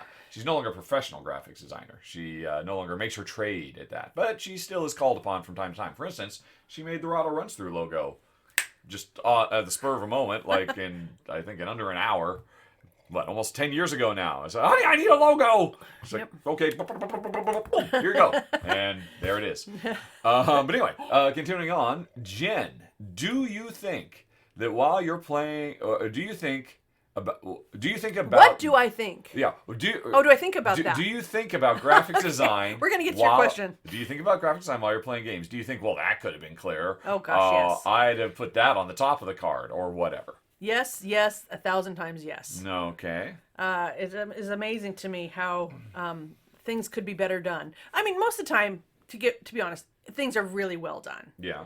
But there are times when I think, why did they use that color? Because that color is used elsewhere in the game for something else. Mm-hmm. Or the organization on a card is not as good as it could be, and it's confusing. And sometimes just the wording, because I know my husband loves theme, but sometimes clarity needs to give way to theme. And by the way, I am her husband, of course. Oh, right. My gaming partner. I'm also that. The love of my life. Yes. Okay. Anyway, I know that he's very into theme, and I like theme too, but sometimes they go so far with a theme with naming the actions various things that are confusing that he has to simplify it down to, okay, this round, even though they've made a name, this special name for whatever that particular term is going to be, to go with the theme of the game. So I think sometimes you need to have function over form. So yes, I'm sorry, I am that way. Okie doke. But that's probably on only maybe 1 of 10 games we play. Yeah. Because usually they're really well done. And so that's interesting. That was just like off the top of your head, because you don't know what questions are coming, list of litanies. And so would you say those, just because they are literally what was just came to mind very quickly, are those the most common issues you find? The first thing you mentioned was color. It represents one thing, but it was used elsewhere to represent something else. Yeah. And you're right. I think I can. I tend to let that kind of stuff go, but I mean, I think you often point those things out to me while we're playing, and you'll often say, "You need to tell the publisher to fix this." And I'm like, "Honey, this is not a Kickstarter preview. This game is already on the market. Sorry, I can't do that." Aren't you the god of all things board game related, and things change if you just, A few things. I do have a slight modicum, but sometimes the timing just doesn't work out. Fair enough. So do you think that having that eye, which I admit I don't have at all, does it help you for the most part, or does it make you a better player, or just more discerning? I don't know. I mean, I think I notice different things about a game than you do. Yeah. But I don't know that that's better or worse. Okay. Alrighty. Well, thank you, Darren. Let's move on to Gerald. All right. Oh, and I remember this question. Honey, you're going to have to get out of your chair pretty quick. Because Gerald asks, what are our 2 favorite box covers behind us? Oh. And so I have to go back to a full screen view, Honey Pie, which means you want to vacate the frame because you're about to be exposed to all. I'm going to pull back the word curtain. All right. I mean, you can get up. Yeah, all right. But am I supposed to be choosing a box cover? Yes. Hold on. Let's see here. So, of all these boxes, starting from this line, okay, because he says on screen, basically from there all the way over to my farm shop in that column. And we just are talking about which box cover I like He the said best? Your 2 favorite box covers. He gave no indication of what would define it. You sure you don't want to get up so you can actually see them all? I can see them. My eyes work. I know, but it's just, I mean, you can't see the ones that you're literally not looking at because there's a bunch more to your right. You said here, right? Yeah, yep. Okay, I can see those. Okay. I mean, I could guess at least one that Jen is going to pick, although she just hasn't noticed why yet. I haven't noticed why. Well, I'm going to go with Calico first thing. All right, That yes, is Calico. just- Calico is just barely on screen, so that counts. Yep, I love that. It's such a warm, cozy image, and I love the colors, and I love the light on the cat, and it's just so delightful. That's a good one. That's a good one. What else? And I'm just looking purely at graphics, right? Yep. Well, he gave no qualification. You could say based on the font if you want, I suppose. I feel bad for everything in that column, though, because you just keep looking over here. It's going to keep on... I'm looking at everything, All I right, think. okay. Yeah, you're giving it a long, hard look. Okay. I didn't think this was going to take quite so long, so I'm going to pause for a second for folks who can't see what we're looking at. Be right back. Jen, I don't know if you heard what she said. I'm going to pause again. Okay, Jen is giving it quite a bit of thought. So, Calico is your number 1. What's your number 2? I can't just choose 2. You get to choose 2. Well, okay, it's a tie then. Because I really like Santa Monica because I just like Can the you hand me whole the box? view, and I think it's crisp and clear and sunny and happy, and I just really like that. But I also really like Luna Capital because what a cool logo that is. Wow, I really the like logo that. gets it for you. Yep. Okay. Yep. Yeah, because the box, the art itself is kind of gray. Yeah, well, it's dark blue and Yeah. kind of midnighty. Huh. Okay. I just really like that logo. It just really catches my eye. So those are tied for second. You Yep. cannot pick a final one. I guess you can put that one back up. Okay. Well, How about you? right off the bat, I really like Vivid Memories. I think it's just so wonderful and charming and evocative. Just a very, very cool idea. This little girl who dreams of really big things, and Andrew Bosley's art, of course, is always phenomenal. And so that one, I really, Jen's blocking it. I really like Islands in the Mist as well. That's another just speaks of adventure, and I mean it's just so cool. Yeah, but really cool. yeah, let's see what else. What else do I like? I like the graphic nature of Priscilla. Yes, too. I really like this one a lot. This might be my other. I mean, that is very crisp. You could see that from across the room as Yep. far as being, a selling point. Yeah, so I think I'm going to go with Pessoa and Vivid Memories. And the one I thought for sure that you were going to say, of course it has to be, would be Gutenberg. You didn't look closely enough, did you? Oh, there's a dog. No, Yep. I didn't. Very important. There's a dog. A dog. I thought she has a cat for Calico, she'd have to have the dog from Gutenberg. But even now that you've seen the dog, you're still going to stick with Santa Monica, and Luna Capital is tied for your number 2. Yep, and Calico definitely is and number Calico 1. is number 1. Okay, well, that was fun. I did like Vivid too. I mean, it's lovely. The art Yep. and design is great.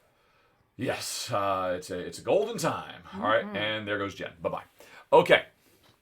You got a rare proof that she does exist in podcast form. Okay, what are your favorite box behind you? From Marty. Wonders, do you prefer high-scoring games or low-scoring games where 1 point means so much more? I like high scoring games. Yeah? Yep, I just feel like I've done so much more. It's much more. Even though you know it's just a psychological trick. Yeah, but I guess I want to go all the way around this board. That's very satisfying. Yeah, and also if I'm eking out a point here, a point there, then I feel like every single. I think those games tend to be more do a little bit on every turn kind of games, and I think I prefer games where you get to do a lot of stuff on each turn. All right. Yeah, that's fair enough. I mean, yeah, certainly low-scoring games where I got a 13. You're not getting as much positive reinforcement throughout. Yeah. But honestly, I don't think I really have a strong feeling one way or the other. But if I did have to pick one, I would probably choose that because I think it's more interesting from a design perspective. The low scoring. Yeah, doing less with more. Or doing more with less, rather. I mean, but I don't have strong feelings about it. But certainly, I think Jen's point that, just giving you a constant, steady stream of points. There's no choice about it. Obviously, it triggers dopamine rushes in the brain, so that's kind of hard to beat. What, honey, is your favorite die or dice, as has been discussed in previous episodes? Oh, we bought some. It's specifically not what's your favorite color combination that we own, but rather what size die do you like? Do you like 6-sided dice, 4-sided dice, 12-sided, 10-sided? Yeah. Do you need to see a picture of all of them? No, I'm just thinking it wouldn't be one of the bazillion ones because those are actually hard to. I think they're not as easy to see what the result is. I'm going to say a tri-sided dice. A 3-sided die? What is that? No, it's pyramid. So that's a 4-sided. You mean one of these? Yeah. This thing. Yeah, I think that's it. Yep. D4s are your favorite. Can you say why? I mean, these are, I think, pretty widely regarded as everybody's least favorite. Really? Because they don't roll very well, and because if you drop them on the floor and step on them, they're the most painful. There's that. They are definitely 100% the most painful to step on. But still, you go with it? Because why? Because you like the pyramid? Yeah, I think I like the design of it. Okay. Do you prefer the type where after it's done, the winning number is on the top, or the original design that existed forever where, it's all the numbers along the bottom? I mean, it's been so long since we've seen a die like that. But that used to be the standard for D4s, that the numbers were all on the edges, and when you rolled, it was the number that ringed all the way around on all sides. I don't know why anybody ever thought to do that rather than just put the numbers on top. Very strange. Yeah, I think the top number is best. Yeah. Honestly, I prefer 6-sided dice. I like cubes. I guess I find that shape most pleasing. And honestly, I love all the little pips. I mean, not that you can't do pips in other stuff, but as soon as you get away from a D6, you find pips start disappearing pretty quickly. And I think maybe you should show them numbers. that. Maybe that's why I like the D4s. Jen points out perhaps she likes the 4-sided dice because she makes cute little 4-sided pyramid type glass art called Googlies. Googlies. This is like her one of her more popular lines, I think, because it's one of your most low-cost lines, quite frankly. Yeah. So, but all right. They've got so much character. I think that's probably why I like them. Okay. But you know what I like about dice in general? What's that they're doing these days is What's all the like pretty pearlescent marbly stuff that they mix I think it's acrylics or resins or something in there, and the glitter, and there's all sorts of wonderful treatments. It is true. We are in a golden age for dice. Ah, yes, a golden dice age. All right. TJ has noticed in gaming with couples that most couples fall into one of two types when they play with others. One, the kind that help each other, even at the expense of themselves, or two, the kind that go after each other, sometimes to the exclusion of other players. Oh. I know you do most of your gaming, just the two of you, but when you do play with others, Well, when we do play with there's others, the kind that throws their spouse under the bus. Okay, well, let me ask the question first. Okay. When you do I play just with want to others, add that. when you do play with others, which camp do we fall in? We know, TJ knows we're Care Bears, but if you have two worker placement spots that both work just as well, one hurts your spouse and the other hurts another player. Oh. Which one do you choose? Oh, TJ's getting very specific. Wow. Maybe there's an elusive third category. Not only that, it hurts me, and will benefit everybody else at the table who haven't noticed it yet. Okay, so first of all, what Jen is referring to, we'll get back to TJ's very specific, which is a really interesting one. I drill down on the specific example he gives. But in general, what Jen is referring to is the fact that often when we are playing with other people, Yes. when we all sit down, and it's normally me teaching the rules for the game, as I'm teaching the rules, I will also point out, probably more than once or twice, that, oh, and by the way, folks, just so you know, when you sat down at this table, you sat down to lose because you're playing against my wife Jen, because she is a shark. No, I'm because not she a is shark. very good. She is a very, very good player. Although interestingly, I think you tend not to do as well with more players. I don't. I think because you I do. don't get enough time to think. Exactly, as much. because when it's just you and me, you'll happily take upwards of 5 minutes before to make a move because you know I'm fine. Yeah. But when we're playing with other people, you feel rushed and under a little bit more pressure, and so maybe you can't get quite optimize as much as you would like. So, but I still play that up. I just do it kind of for fun, because even with that, Jen still does very, very, very well. And while we're actually playing too, I will sometimes say, okay, folks. Might as well throw in the towel now. As look what we've done. Look what we've allowed her to achieve. And I think it does kind of get under your skin a little bit. Would you please stop drawing attention to me while I'm doing my thing? You can talk about something, and like, well, what they're doing is meaningless, honey pie, because you're going to destroy us all. That's why I'm pointing you out, because, and it's, in all honesty, I mean, I do it in part for fun. So I don't know what that. I guess that falls into the. I mean, but we're not going after each other. This is me just, throwing me under the bus. This is me playing table mind games, which is something that in multiplayer games I tend to do a lot of. I used to play a lot of Small World. At a former job I had, and I was not the best player at the table, but I was one of the best people at manipulating the situation into tricking everybody into thinking that I was completely a non-threat, and it sometimes would actually lead to wins, because no matter what, I could always convince everybody, well, why would you come after me? It's a waste of your time. Look at what I've achieved. Do you remember the last 3 moves I made? Let me walk you through them, kind of stuff. I mean, I try not to be overbearing about it, but I think a little bit of that comes through because Jen's a very easy target, because she is a very, very good player. And, and I do feel also, usually when we're playing with other people, it's often a game we know and the other people don't. And Jen will give no quarter. Jen's like, okay, I'm out for blood. I'm here to win, no matter what. And I'm like, okay, honey, but you don't have to crush us all by 200%, kind of thing. So that comes out a little bit from me. What would you say? And Jen, she's too busy. I'm just playing the game. Yeah, I mean, so you would not fall into either. I mean, where we go out of our way to we certainly don't help each other. Unless it's a cooperative game, of course. I mean, in all things being equal, I could make a strategic choice that could let me do X or Y. If all things being equal, I'll do the Y because it puts you in a better situation. Yeah. I would not say we do that at all. Oh, I do. You do? Yeah. Are you serious? Oh my gosh. And then he throws me under the bus. What do you mean? Oh, just if there's a way that I can benefit you that doesn't hurt me, I will do it. Oh, okay. I don't do that at all. No, you're watching what I'm doing so that you can counter my moves. I'm watching what everybody's doing so I can counter everybody's move. I pay attention usually. I mean, this is maybe one of my downfalls. I tend to pay more attention to what everybody else around the table is doing than myself. Oh, that may be. At any given time, if somebody were to walk up to a game we're playing and they were to ask, hey, what's going on? I could probably tell you more about everybody else's situation than my own. And that's in part because I'm very, very cognizant of the fact that, okay, as the person who knows the game, it's my job to make sure everybody's having a good time. And it doesn't really matter if I win or lose as long as everybody else feels like that they...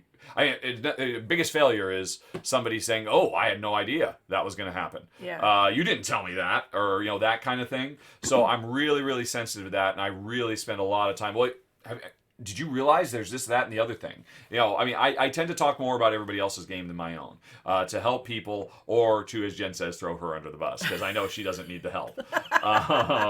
And unbeknownst to me, this entire time, she's trying to throw me the occasional bone. Wow, TJ, you have really stripped bare an open wound in our relationship, apparently, here on Valentine's Day, February 14th, 2022. All right, so I thought it was an interesting thing.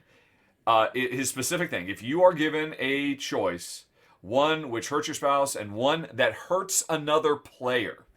Oh, I would definitely hurt the other player. Really? Yeah. Yeah, it's interesting. I would hurt you. Because you want the other people to have the better time. Exactly, yes. That is 100% why I would do that. Okay. Because we can play the game at home. I mean, and we've already probably played it. Or even if we haven't. Yeah. I'm more concerned. I mean, to me, it's kind of like hosting duty. Yeah. It's my, I don't know why. It doesn't have to be my responsibility. I guess it kind of does, because I'm the celebrity at the table. And I want the game to be memorable for everybody, too. So, that is interesting. You would not even, I mean, all things being equal, you wouldn't even think twice about it. Okay, well, all things being equal, no, I would not think twice about it. Yeah, okay. Interesting. TJ, you've really mined into previously unexplored depths. Thank you. Okay, and I think, actually, that's a good one to stop at. That is it for gen-related gaming questions. So, at this point, folks, if you're only here for gaming and Rahdo and industry stuff, you're done. Thanks for listening and watching. Have a nice day. Talk to you later. So long. Send questions to questions@rahdo.com. Bye-bye. But if you'd like to now switch over to the other side and hear about Jen's and my personal life, hang on. We'll be right back.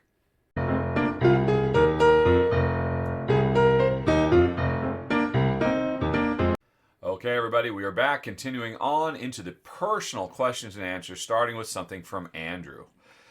Do you have any tips for not getting motion sickness in virtual reality? Wow. Now that I think about it, I've never had on the Oculus. Wonder. No, I've never been motion sick. Yeah, Jen is very prone to motion sickness in 3D video games. It was very, very difficult for her to play EverQuest for as long as she did. I had to build up my anti-sickness muscles. Yeah. I don't know how you do that, but I mean, you did. It's not like you took anti-nausea pills or anything like that. No, but I think I got a setup where I was able to move my head enough, maybe, or something. No, I've explained this to her in the past, and she, I remember the first time I told you about this. I think it was on a podcast, and you didn't even realize that Jen playing EverQuest as her character, which had a camera mode that was kind of fixed to your character's back. So it was, character relative rather than world relative controls. So, the whole camera would pivot all the time as you were walking along. And that was very disconcerting or discombobulating for Jen because of the whole inner ear thing. And so Jen, as she was turning, she would just over time just start turning her face. She would do this as she was, rotating in place or whatever, and again, apparently you didn't realize you were doing it. Yeah. Because I told you about it years later, that it kind of sends a message to the inner ear, equilibrium elements that, what your brain is interpreting is actually happening to you in some small way. Motion sickness in VR, it must be something completely different because, of course, there is no disconnect. Or, maybe there's... The VR is right on your eyeballs. So. Yeah, everything that you're seeing visually is 100% actually happening to your body. Yeah. Now maybe I don't know. But we're doing the exercise program. Maybe there's other stuff, other. Well, VR no, the exercise program it's the same thing. VR makes you look at a world. Now there are some. I don't know, Andrew, what you're referring to. It seems like for the most part, VR should be anti motion sickness because that inner ear disconnect goes away. Now, I can imagine maybe somebody who's super hypersensitive, there is going to be a little bit of lag. Like milliseconds worth of lag that my head moves and the gyroscopes in the VR thing register that and, update the visual image. But, I think maybe that's happening, in which case, wow, I don't know what to do. But I know there is one thing. A lot of games where you can actually move around independently in a virtual reality environment can be really discombobulating because, if you imagine you've got your little stick in your hand and you start pushing left, right, up or down, and suddenly the whole world moves. Yeah. And you're like, your body, once again, is like, this is not happening to me. This is freaking me out. And I have to admit, it hit me the first time when we first got our Oculus, and I was trying a bunch of different demos. And there were some modes in some games that let you just move around like a first-person shooter. And I'm like, I am not moving around. This is really, I mean, I was surprised how hard it hit me like a wall. So if that's the kind of thing you're finding, there are certain games out there that expect you to move around freely. I almost immediately was able to solve it because when I was playing those games, what I just I visualized in my head, because there's still a little bit of flight of fancy, is I am not walking around in this environment. I am literally standing on a flying carpet. And as soon as I imagined that was what was happening to me, it's like instantly it's fine. Oh, okay, yeah, the carpet is moving around. It's not me moving around. And that had a really big impact. It just instantly made those very comfortable for me. I just had to imagine I was on a Segway or a flying carpet or something like that. And it was just, so I would definitely recommend that if those are the kind of things you're having problems with. I guess maybe people have a problem too with, I don't know, maybe something to do with the fact that, like you said, they're so close to your eyes that maybe that can create some kind of disconnect because your brain knows, hey, the thing you're interacting with is right here. Yeah. But it looks like it's a million miles away, and maybe that creates some kind of... I don't know, because I haven't done anything but, what is it, Supernatural? Yeah. In there, so... Well, no, you've done a couple things. You did, that game... One of the first things we ever did was you playing with that little virtual pet that walked around, and you could reach down and scratch its ears, and you threw things for it. It was like a 15-minute demo. Oh. And it was like a cute little alien pet who would bring stuff to you, and you'd I don't remember. You don't remember it, but yeah, I mean, you played that. You played, when we first got it, you played a few things. And then, okay, I'm done with this, I don't care. And then you eventually got into the Supernatural VR exercise program. But anyway, I'm sorry, you were saying? No, that's it. I'm done saying. That you have no problems? No, not in... Never had an issue with it? Not in Supernatural. Yeah. I'm really sorry that's the case. I mean, I'm surprised that happens. But I have to admit, I mean, I imagine it's more eye-related stuff. Is it a case... I know some people who have glasses have problems. And and make sure that that adjustment thing that will keep track of what, I mean, everybody has like slightly different eye distance. Yeah, that OD thing that you can adjust. Yeah. Maybe you're not doing that. I don't know. Maybe people don't even know about that. Yeah, it could very well be. Because you set up the Oculus Quest, so I wouldn't have known about it. Yep. So maybe that. I'm sorry. It's too bad because it's so cool when it works. I'm sorry you have that. Yeah. I fear we were not much help. But maybe that was help for somebody out there. Alrighty. Next up, Andrew says that they have chickens that they can't winter. Since they live in Yellowknife, Canada, it's just too cold. Ooh. Does Jen think that harvesting the chickens just for breast meat is wasteful? We tried the dark meat. It was not very good. Oh. Gosh. What is the dark meat? It's like the thighs and the legs and the back. That's our favorite meat. Yeah, when we have dispatched our chickens, we thought they were all good. I guess don't eat it straight. Make it into a stew. Yeah, that's what I would do. Is I would make chicken stock with it or chicken soup. Yeah. Because then you can flavor it up with some nice garlic or what have you, and it'll be lovely. Yeah. There you go. So yeah, use the whole bird. It gave its life for you. So the least you can do is get the most use out of it. So yeah, definitely try to make soup stocks or soups or stews or what have you. Yeah, or if you're not enjoying it straight. If you just aren't going to enjoy it, there's lots of people that feed their dogs raw meaty bones, and at the very least, you can find a friend who has a dog, and give them those bits that you aren't going to use. Yeah, and that's not just muscle meat too. That's the organs and stuff bones, like that. Yeah, it's everything. Yeah. I mean, our dogs loved chicken heads. Oh gosh, they love the chicken heads. Yeah. Oh, so boy. I mean, they will eat everything. And for folks who are saying, "Wait a minute, I thought you were never supposed to feed chicken to dogs," that is cooked chicken, right? Yep. When you cook the chicken bones, they change in composition. They become splintery, and that's the problem. But raw, they can splinter going down their throats or whatever. And mess them up. Or in the intestines or whatever. Yeah. And pierce the intestines. And, yeah. But raw bones are absolutely fine. Yeah. That's kind of what they were evolved to eat. If they could, they get chicken, they'd eat everything, including all the bones. Yep. Yeah, and our dogs love them. Love them. Alrighty, just as long as they're not cooked. Yeah, actually, when I buy chicken at the store, I will debone it and feed the bones to the dogs. Mm-hmm. So, they love it. All right. Yeah, got all that marrow and stuff in there. Yeah, so raw super, chicken. super. Raw chicken. Yes. Course. Again, non-cooked chicken. Yeah, not rotisserie chickens or anything. Those are cooked bones. Those are a big no-no. Yep.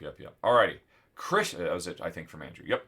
Christian says, have you watched the Amazon documentary about Shatner going to space? We have.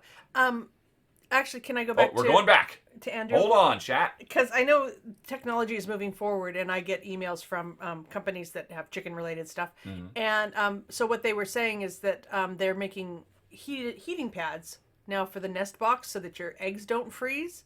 And it takes only a little bit of electricity to keep the nest box warm enough so that your eggs don't freeze. And I'm just wondering, you could do something like that in your coop for your chickens. Well, yeah, he didn't go into particulars. He just said it's too cold. But he didn't say specifically what. I mean, I assume it gets to a point where it can be too cold for the chickens themselves, right? Yes. But I'm just saying that there are heating pad type options out there. And that might be something that you could put under their roost or something, and it would create a little bit of gentle heat that keeps the coop above freezing. Okay. Something like that. So I think that there might be some options for you. You know, it's just, do you want to mess with it? Yeah. And I know that there are different breeds of chickens too. Some that are better at being cold hardy. A lot of it has to do with their combs. If they've got combs that stick up above their heads and wiggle around, those aren't good cold hardy chickens. Oh, really? Because that will freeze. Oh, wow. The comb itself. Yeah. Okay. So you need to have chickens that don't have combs that stick up, that are either they don't have the comb at all, or that they're really flat to their head. So anyway, you could probably look around and do some additional asking of questions. Jen, the chicken lady. I like chickens! All the chicken knowledge. Okay. Christian wonders, have we watched the Amazon documentary about William Shatner going into space? Yep. Christian says he pulled a Rahdo and was blubbering throughout in the nicest way possible. Christian knows there was a lot of pushback about billionaires sending people into space, but seeing and hearing Shatner speak about the experience, Christian believes can only push forward advancement of us as human beings, because it was so. We both watched it. He was very touching, yeah. Very grateful and introspective about it. It wasn't just some rich guy going up and going, "Hey, cool, I've been in space now." Yep. Yeah, I thought it was wonderful. Yeah. I mean, and I know after he'd done that, he did lots of interviews all over the place talking about how it affected his view of the world and humanity, and it changed him as a person. So I thought that was very powerful too. Very jealous. And apparently everybody needs to do it. We need to get everybody up there so everybody can have that moment that just fundamentally rewires their brain and puts everything in perspective. Cool. It's on Amazon Prime, folks. If you haven't heard about this and want to see it, Christian said it's an Amazon documentary. It's available for free if you are an Amazon Prime subscriber.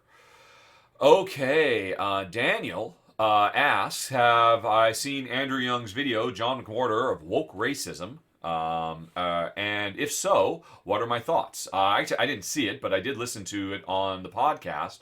And my thoughts are, I really like Andrew Yang. He doesn't get it right every time. I thought not that John McWhorter doesn't have some interesting points and some interesting data, but I think a lot of the core arguments he makes are really just ridiculously easy to poke holes in straw man. I mean, like the central thing Andrew is really drawn to, the whole, well, look at these dichotomies, this and this, we're supposed to keep both these in the same time. And I just thought, is that your list? Yes, those are all very easy to keep in the same time if you actually think of these as human beings you're dealing with, as opposed to dry academic stuff. And so I was a bit disappointed that there wasn't really much pushback. I understand. I mean, Andrew is often the target of a lot of online ire, so it's very, very easy for him to say, oh yeah, this jibes. But you know what? I mean, Andrew doesn't get everything right. I subscribe to him for the universal basic income and political reform initiatives. And what I really wish is he would follow up on that episode and get one of the people McWhorter talked about, like Ta-Nehisi Coates or something like that, to give a counterpoint. Because if there's one thing I really like about Andrew Yang is he is the first in line to admit when he is wrong, when he screws up, and take on board feedback from other people, and not just dogmatic. Oh, I said this once, I must dogmatically stick to this for the rest of eternity. I think that's one of the things that attracts me to him as a politician, is he's the first to it, and it's a sign of weakness if you admit that you're wrong, but he does it. And he grows and he gets better. So it'd be fantastic to have a counterpoint on the show. Maybe he'll do that somewhere down the road. I don't know if you heard that. I haven't heard that one, no. Yeah. All righty. Daniel wonders, continuing from previous, are we playing with our Oculus? If so, what are Jen's favorite programs and which are yours? Really, we have an Oculus, and the only thing that ever gets fired up is Supernatural VR. I think we're not as good as we should. We're maybe using it maybe once a week. And we were using it really regularly for a while, but then life got in the way, and we just need to get back into the habit of it, because it just makes really high quality exercise so easy and genuinely fun. Yeah, when that Disney one came out. Oh, yeah. I did that one 3 times that week because it was so much fun, and I wanted to see a chart of how I improved. Yeah, which again, it is. I believe it's available on your phone. Yeah, I just need to get to it. Yeah. I mean, it is installed on your phone right now. Okay. Yeah, which is not here. So Supernatural VR. And like I said, I think when we first got it, there's some default sample game, if I recall correctly.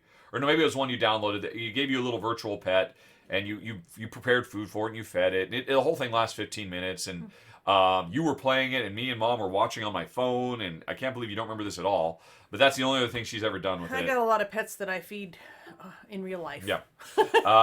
I really like Pistol Whip.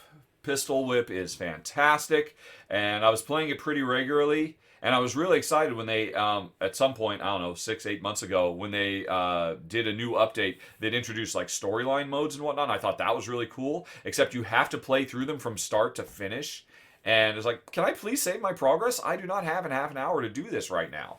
So, and actually, it made it hard for me to go back to regular Pistol Whip. When I can have all this, but I can't say. Maybe they can save your progress by now. I don't know. I really need to go back and look. But these days, pretty much the only thing we ever fire it up for is Supernatural VR, which we highly recommend. Okay, and let's see here. Hold on. Okay, Jen needed to warm up her tea, folks, because it's kind of cold in here, actually. And it's raining today. We've had 3 gorgeous days, and it's raining today. The spring streak is over. Okay, let's see. What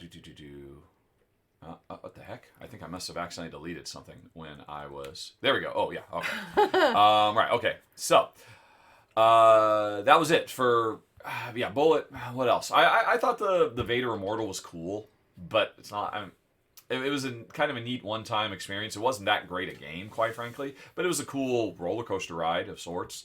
And yeah, I suppose if there were more stuff like that, maybe, but I don't know. I'm just not that interested. Supernatural VR for us.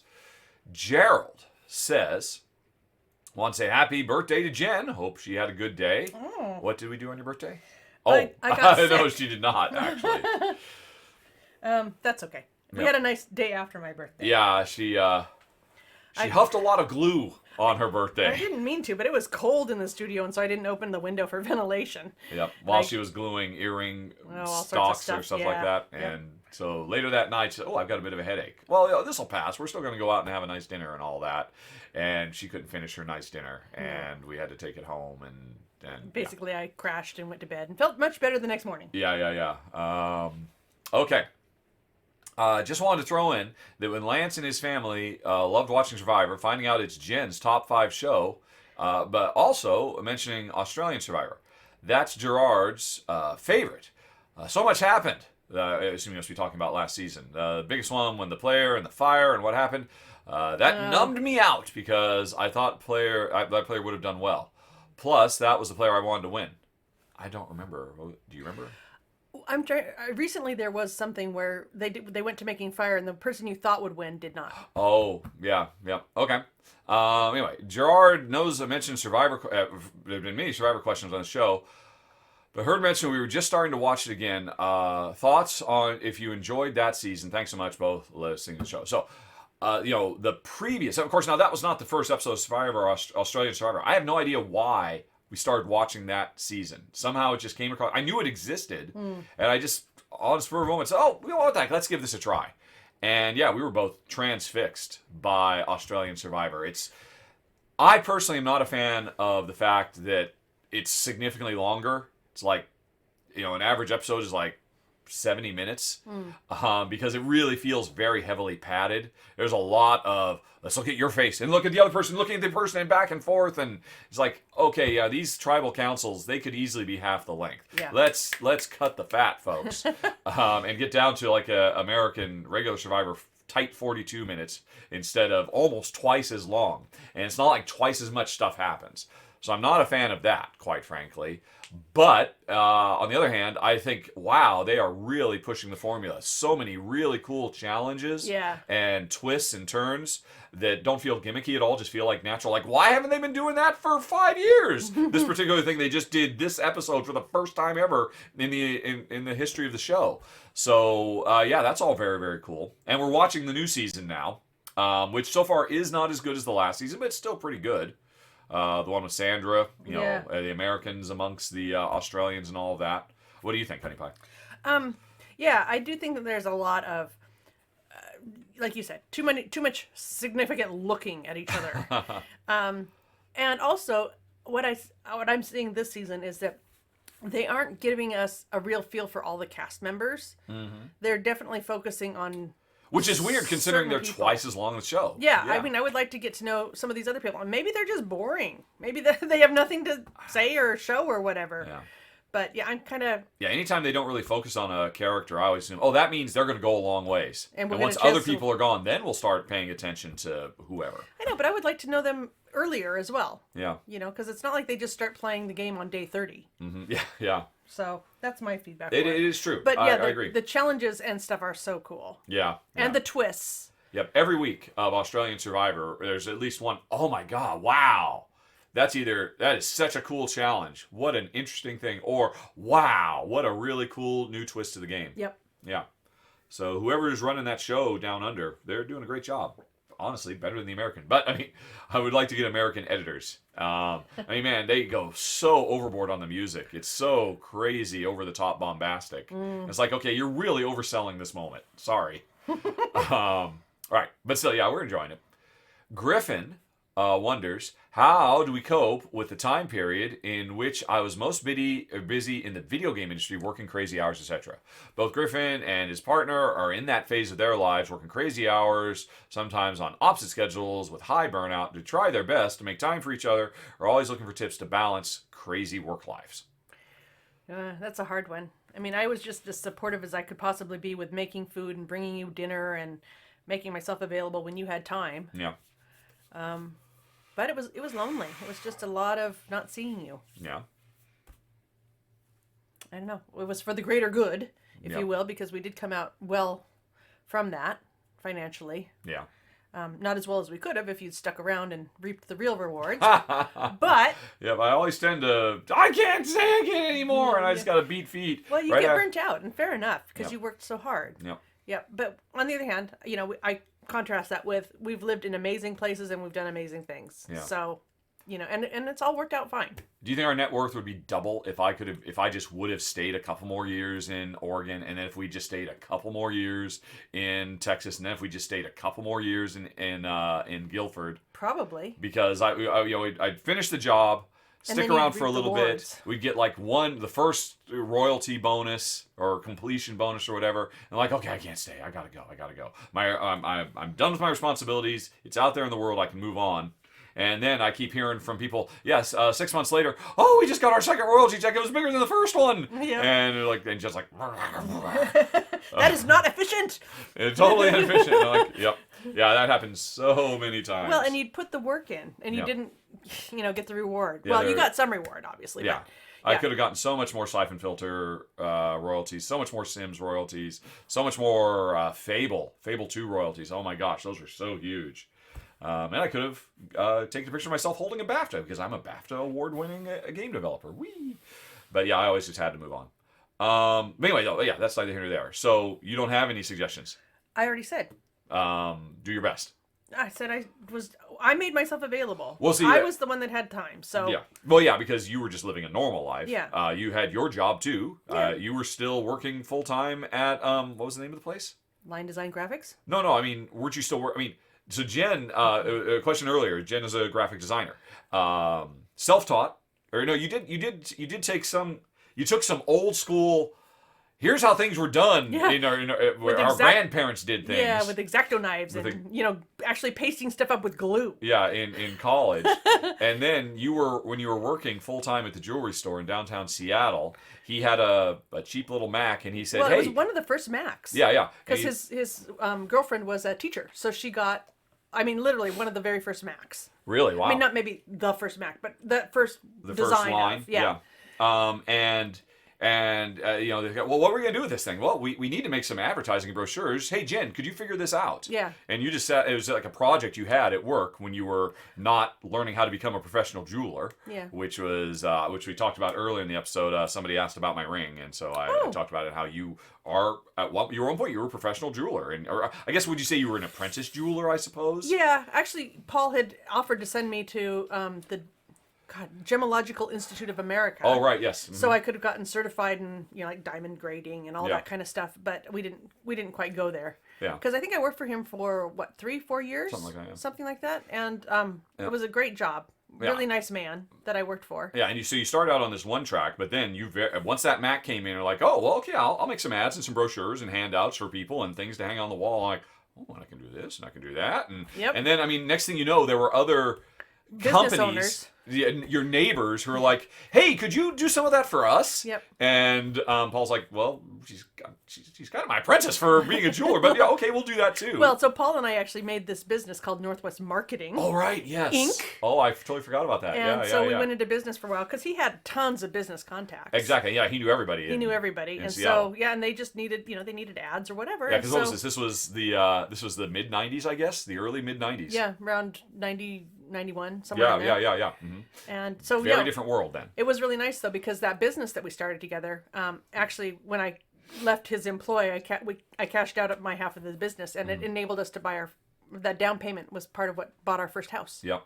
That and the royalties, the bonuses from Nintendo. Yep. The Christmas bonus. Yep, the Christmas bonus. Oh man, such good bonuses as a consumer service rep at Nintendo. It's crazy. Well, and a little bit of money back then was a lot of money to us. Mm-hmm. Oh yeah. I mean, I think your bonus is like $1,000 or something. Yep, and we're like, oh, we're like, wow, $1,000. And it's not to say $1,000 isn't a lot of money now. Of course it is. But I wouldn't mean to say otherwise. Yeah. I mean, it was just like a world of difference to us though at that time. In our early 20s. Yep. So anyway, so you basically taught yourself how to do computer graphic design when the tools were incredibly primitive. Yeah, there was nothing on that little tiny black and white monitor. Yep, with the diskette. Yep, that fit in there. There was like a cute little mouth. Here you go, little fella. Yep. And anyway, ultimately, there were a lot of things. We were both in flux, and so when you left and became a full-time independent graphic designer, did you continue with the clients you had from Northwest Marketing? You just started to build up from scratch? No, because remember I left and I took a little bit of a break. We just bought the house at that point and all that. But I did go to work for, I think it was Mac Temps. Oh, that's remember? right. Yes. And I worked for Microsoft sometimes, and I worked over for you worked at Adobe for a while. Yeah. Yeah, so just did temp work basically. Because I was also trying to be a Mary Kay consultant. Yep. And that was a lot of hard work. Yes, it was. Yeah. And it did not quite pay out as much as you'd hoped.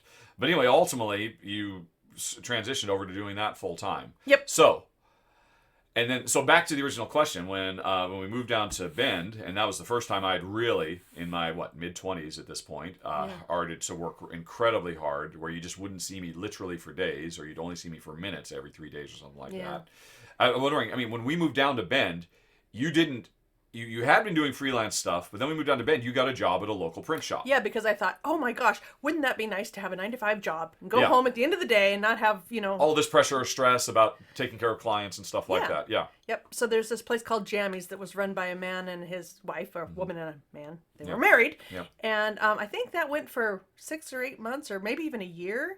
That you were there, yeah. That it was there. And they had all sorts of great toys to play with. Huge poster printers and all sorts of stuff. A real big learning experience for you, too. Yeah, it was great. I mean, it was all sorts of exciting new businesses in town that we would do logos for them and signage and all that stuff. And it was great. But they were having some marital difficulties. Right. And so when they split, the company split. The company closed. Yeah. And they allowed me to put a little sign on the door saying, if you need some graphic design help, call Jennifer. Yeah.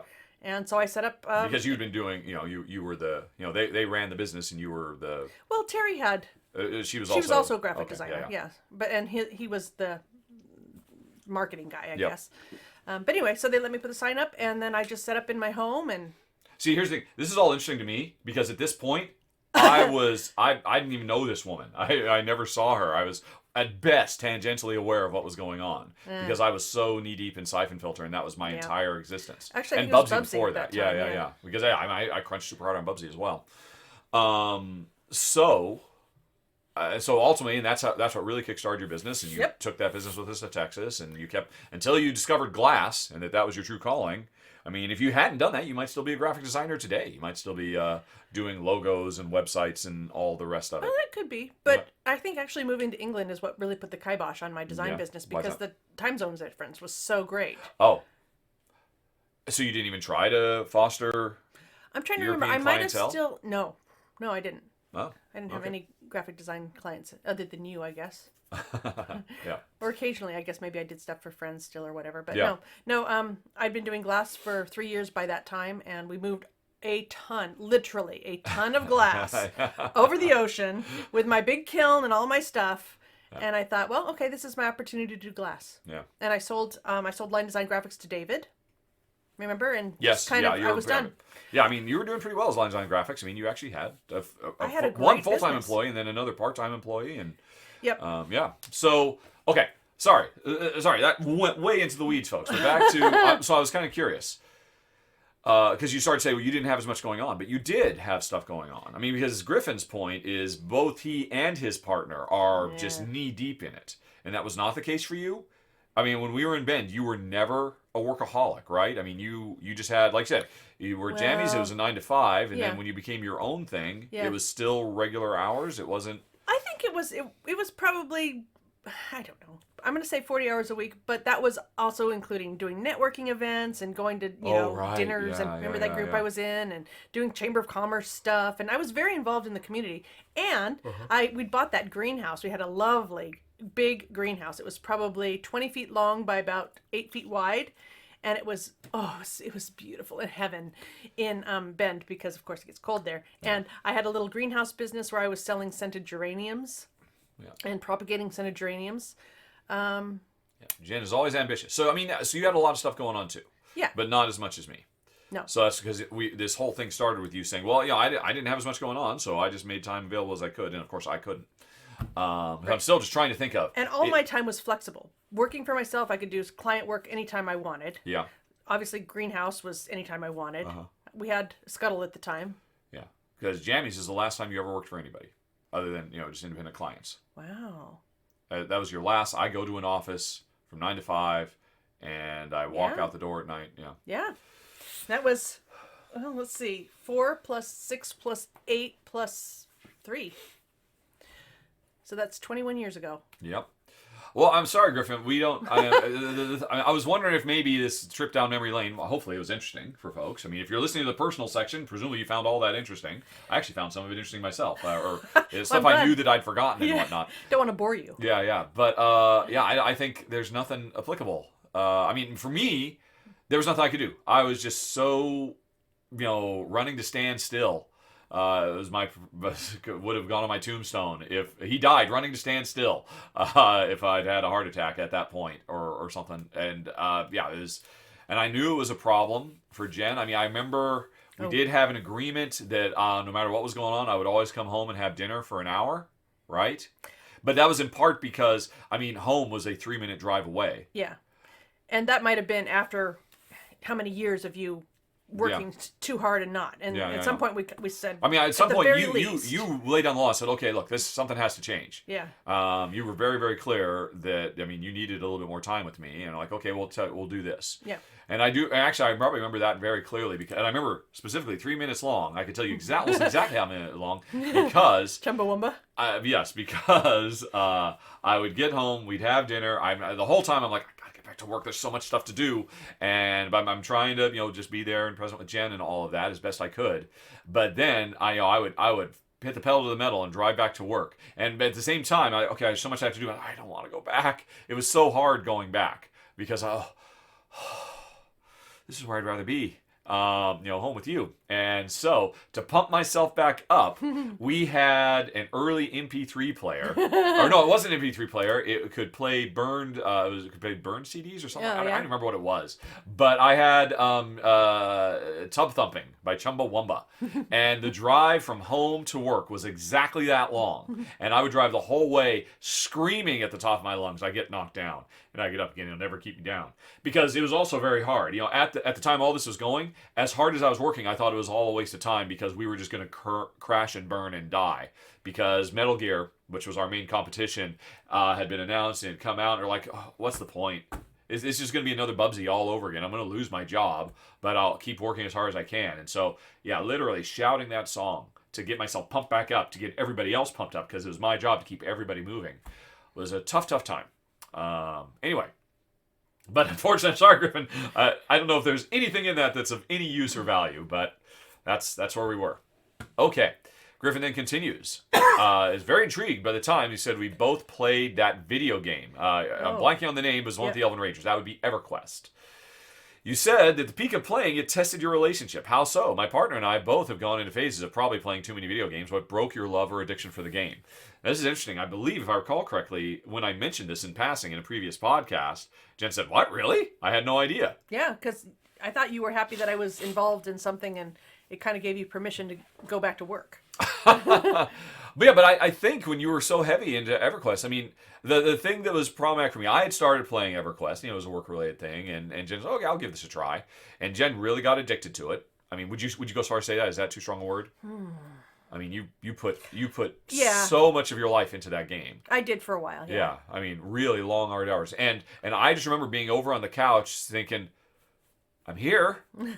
Why aren't we watching a show together, or going for a walk with the dogs, or anything? What is going on here? But this was after 3 years or something of you doing nonstop work, and yeah. so basically, I think it's when we were working on sequels for Scythe, and it was kind of calm. Yeah. And I'd come home, and Jen's like, "Oh, yeah, I'm sorry, I'm on a 10-hour raid," and I don't think it was 10 hours. Yeah, I'm exaggerating, but.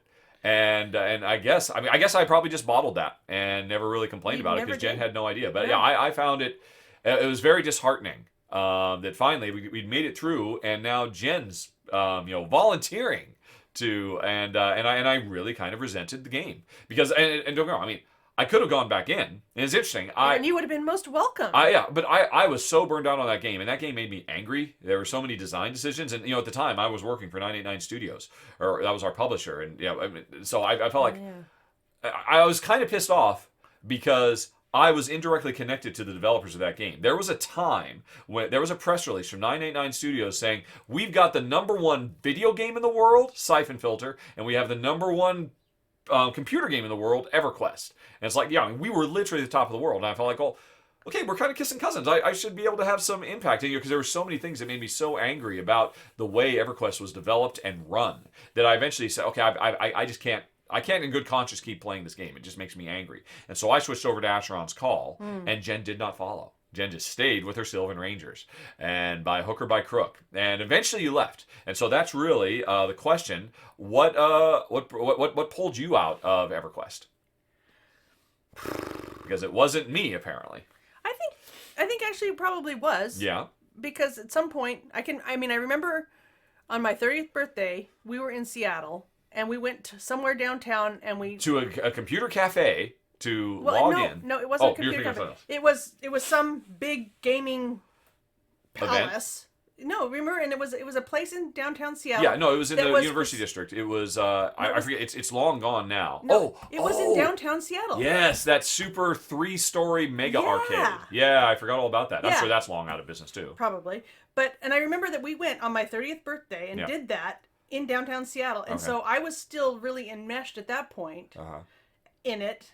But we might have talked about it, and you might have said, well, I'm enjoying Asheron's Call, or there was even a third one that we were playing. Well, no, eventually, I was still playing Asheron's Call with a friend from work, Chris, and he eventually stopped. And at some point or other, you and your best friend from the Elven Rangers, Effo, who is still probably your best friend to this day, just ultimately came over and joined me. And the three of us played for a while. And then we all switched to Dark Age of Camelot for like half a second. And I think we tried Anarchy Online for even less time. And then Did he ever go into World of Warcraft, or was it just you and me in World of Warcraft? I don't remember. I don't remember, Yeah. but I think there And we was played just, World of Warcraft for 6 months, and they were like, okay, we're so burned out on this, we're just gonna stop. I think there was just a gradual decline of Yeah. the amount of time we were playing the Yeah, games. yeah. I think we just both got burned out, Yep. and I don't think it's ever come back. We've No, just kind of, no. I mean, these things still exist, but yeah, I have no interest at all. Well, and part of it was, I think also, I spent my life in front of a computer doing graphic design work. So I was sitting in that chair, in that position for, 8 hours a day working, and then Yeah. to spend another 3 or 4 or 5 hours at night, Yeah. essentially in the same position. I think my body just got tired of being in that position. Yep. So, yeah. But you do not remember any kind of, come to Jesus moment where you're like, I got to get out of here. Or, it was just a progression. It was just an evolution. Well, and I think there was some stuff going on with the Sylvan Rangers as well, Mm-hmm. where they were in decline, and there was some just Stuff. stuff going Weird, on. rumbly stuff. Yeah, where maybe sometimes our relationship wasn't quite as pristine as I would like it to be. Okay. In the EverQuest community, you mean? Yeah, some stuff. Our leader was failigunned, and sometimes he was probably a 16-year-old boy or something. Yep. Who knows? Didn't make the wisest of choices. So anyway, I think it was just a gradual weaning off. And once you got me out of EverQuest to play Asherons and then it just, you can only have so much time. Yep. Okay.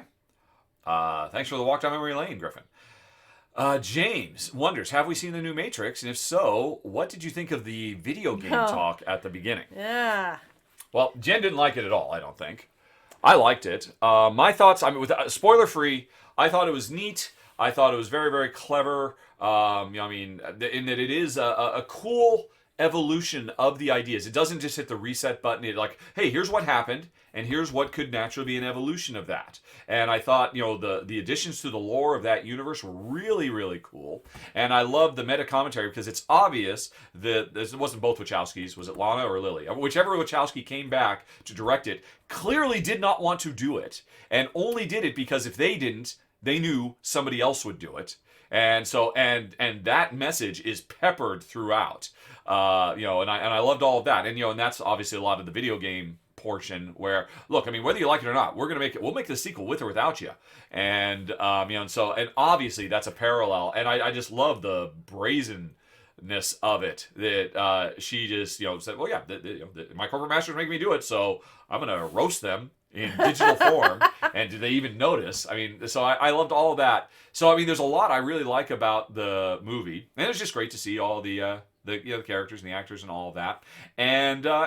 But my only problem with it is it was really low rent. It was in terms of its. I would assume it's because trying to film under COVID was really restrictive. As I understand it, they didn't get the same fight choreographers back, and it's just the action was not the action was adequate at best. And so much of what makes Matrix so important. It's deep storytelling and metaphysical commentary about the reality of the human experience and all that, and all that's great, and all that stuff's still there, and I really appreciate it. But it just took such a drop in the overall quality of the other half, which is just mind-blowing action, and so that kind of was a letdown. I would be very happy to see if they were to keep going where it would go from here, because I think they basically created very fresh and what's the opposite? Is it fallow or fertile? They have fresh and fertile ground to continue going, which is a minor miracle in itself, because the original Matrix trilogy is a really nice contained. Okay, this story is done, and yet they found a way to push it forward. So yeah, but I just wish they had the budget or the time or the personnel that the other half of the equation could have gotten the same amount of attention. And honey, do you have anything to say about the Matrix Resurrection? Right. No, not really. I think you encapsulated what I didn't like about it. Okay. All right. What didn't you like about it? I don't know what you didn't like about it. You just didn't want to talk about it at all. You're like, meh. Yeah. Well, thinking back on it, obviously there was a lot of video game stuff at the beginning that resonated. And by the way, folks, this isn't spoilers. This is literally spoilers for the first 5 minutes. Yeah, not even 5 minutes. Everything we're talking about is like, oh, this is what happens in the first 5 minutes of the movie. Yeah. Is basically what James is asking about. Yeah. So, maybe so. I didn't think it was a story as well told as the others, and I did like the chemistry between the main characters, of course. I don't know. You got nothing to say? That's okay. All right. Jonathan says, question number 1. I want to thank you for recommending Anchor FM. That's not a question, Jonathan. That's a statement.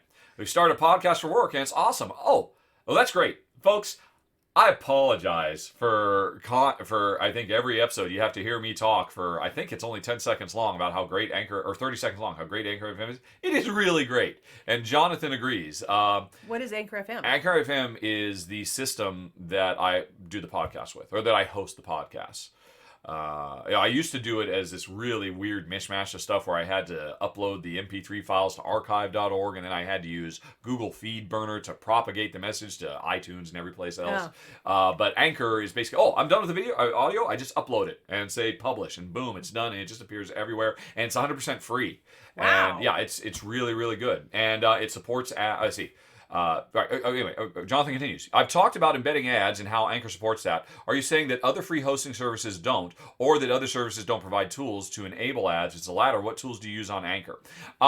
When things might have changed, but when I've ultimately switched over to Anchor because it was free, there were other free options, but as far as I knew, none of them had ad options in them.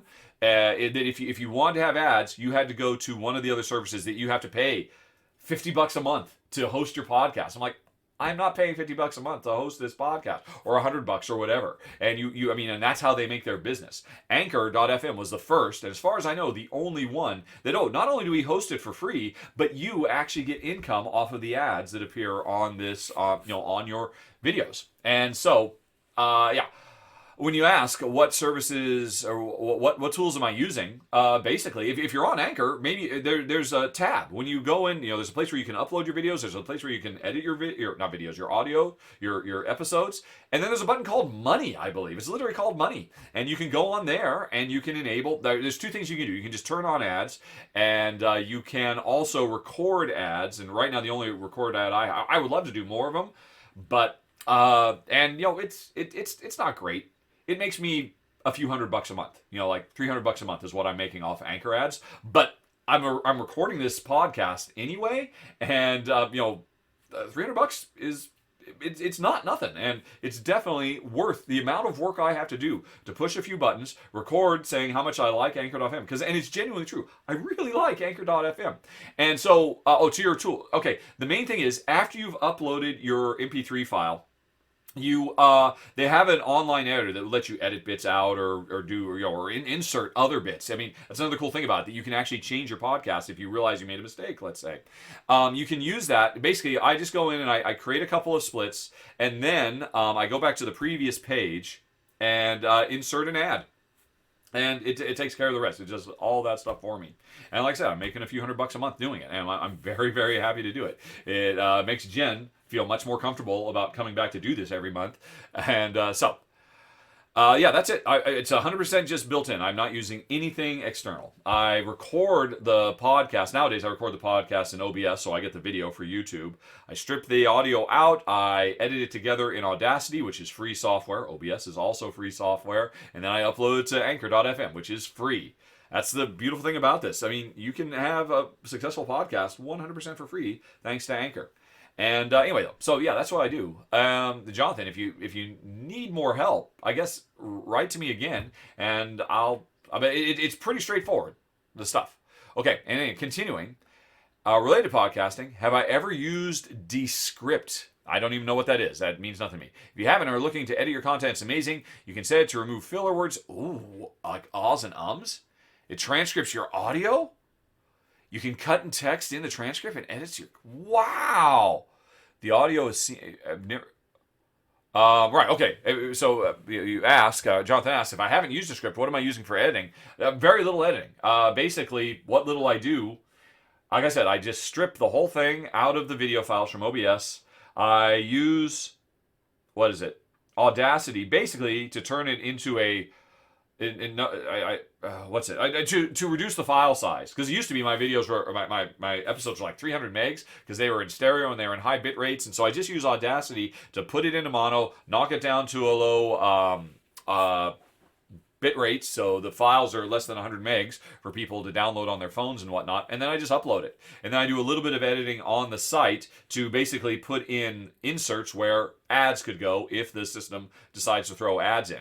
I don't know anything about Descript, but getting rid of ums and ahs. That's freaking cool. And you say it does that for videos as well?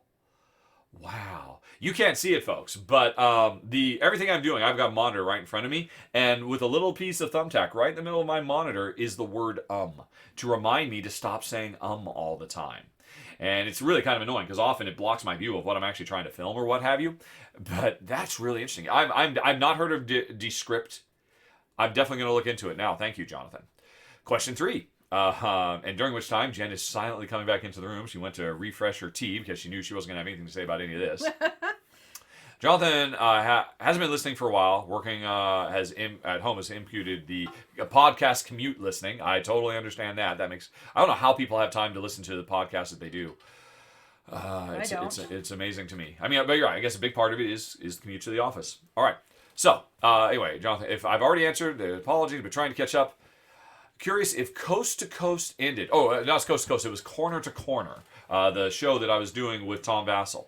Did it end because of differing opinions on COVID? For instance, no mask on Dice Tower crew and filming, or had it run its course? I'm going to assume it had run its course. Here's the behind the scenes, folk. I mean, every week, or I think it got to where we were doing it every other week, every 2 weeks, on whatever day it was it Tuesday, Monday? I honestly don't remember when. I just knew I had to be there at whatever time it was, 10 o'clock, noon, something like that. I had to be there 15 minutes early and log in so that Tom did everything. And, what are we talking about this week, Tom? What's going on, Tom? And all I had to do was just show up for a little bit of time. I mean, fair, I was doing it for free, so it's not like I was getting paid to do it. So, unlike, Ruel gets paid for appearing on the R&R show, but I was not getting paid for being on Corner to Corner. And that's okay. I had no complaints. I was totally fine doing it. And then whatever it was, I think it was the last episode of the year, and we ultimately did hey, let's just do a recap of the previous year. And 15 minutes before we start, like always, I got on, and Tom said, hey, so how do you feel about this being the last episode? I'm like, what? Okay. That's fine. So Tom had just decided, yeah, you know what, let's just go on ahead and take a pass. And he never said why. I never asked. I couldn't tell you. You wonder, I mean, the stuff about masks, that, if I recall correctly, that came later. That was in the new year when I kind of went on a brief crusade saying, not just Tom, but hey, everybody in the industry. You know how every other YouTube channel of any note, everybody appears wearing masks? How about we wear masks too? Because we often are people from different households, and we all sit down at the same table and we play games together.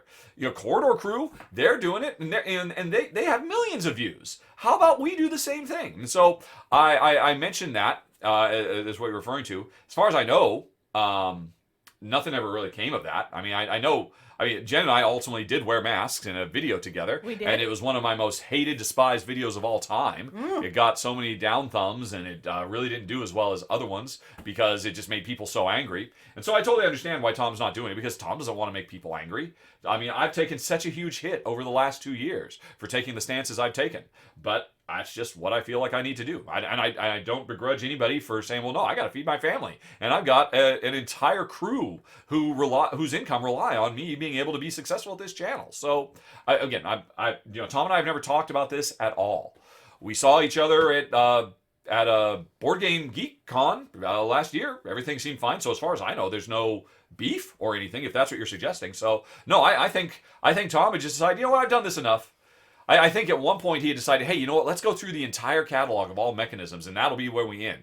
And we're already doing it for 6 or 8 months, and we're only to the letter D. He realized, maybe this is going to take a bit longer than I thought. And maybe it's the end of the year. Maybe I should do some new stuff. As far as I know, that's why it ended. But like I said, Tom just showed up that morning and said, you know what? What do you think? And I'm like, okay, that's fine. Alrighty.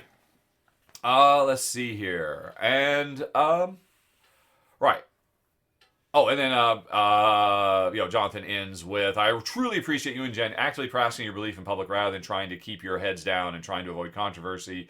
I also appreciate that you've owned your flaws.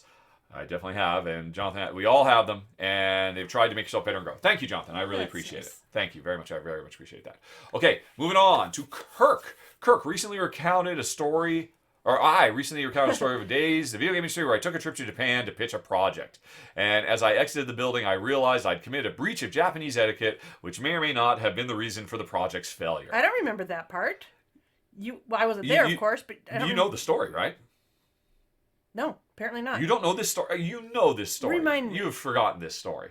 All right. I forget. I think this was on an episode of the R&R, so maybe not everybody's heard it. Just long story short, Scythe and Filter had been a big hit, and we're like, hey, we're going to Japan. We're going to go to the Sony Japan offices, and we're going to pitch the game because we think it could succeed over there too. And lead designer, Richard, because Rahdo didn't exist yet. You're coming with us, and you're going to do the pitch because you're the best pitcher amongst all of us. And hey, Jen! You're going to have a week in Japan, and your wife can come too, but we're not going to pay for her flight. Yeah. So we paid for your flight, but we basically got a week trip to Tokyo. It was one of the coolest things that ever happened to us. It was really cool. It was so amazing. And it was so young in our careers, too. I mean, it was a huge thing. I was, 28? Something like that, maybe? I must have been. Well, we got married when we were 21.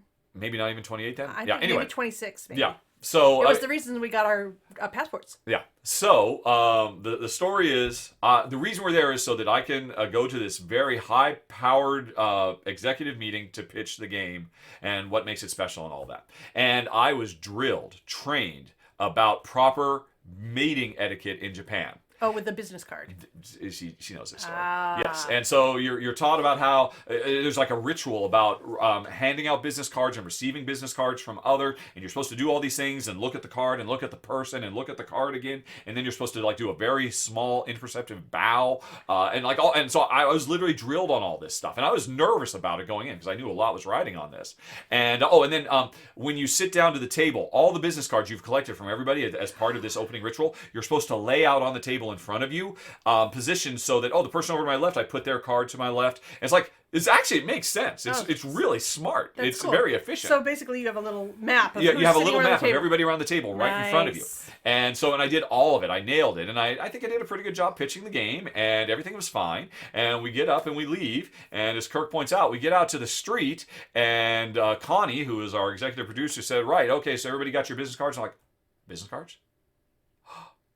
I had left that little row of business cards on the table. Like you couldn't care less. Like I could care less about any of these people, and it was a grave insult. It was the worst thing I could have possibly done. And you insulted all of them at one time. Every single one of them. Because if you were to go back in that room, you'd see, everybody else took their cards, except for who sat there? Who sat in that space and just got up and walked away? So I'm not saying that caused Scythe and Filter not to get published by our parent company. It ultimately got picked up by some other third-party publisher, but our parent company didn't publish it. Maybe, maybe not. Anyway, though, so that was the story for folks who hadn't heard it. Okay.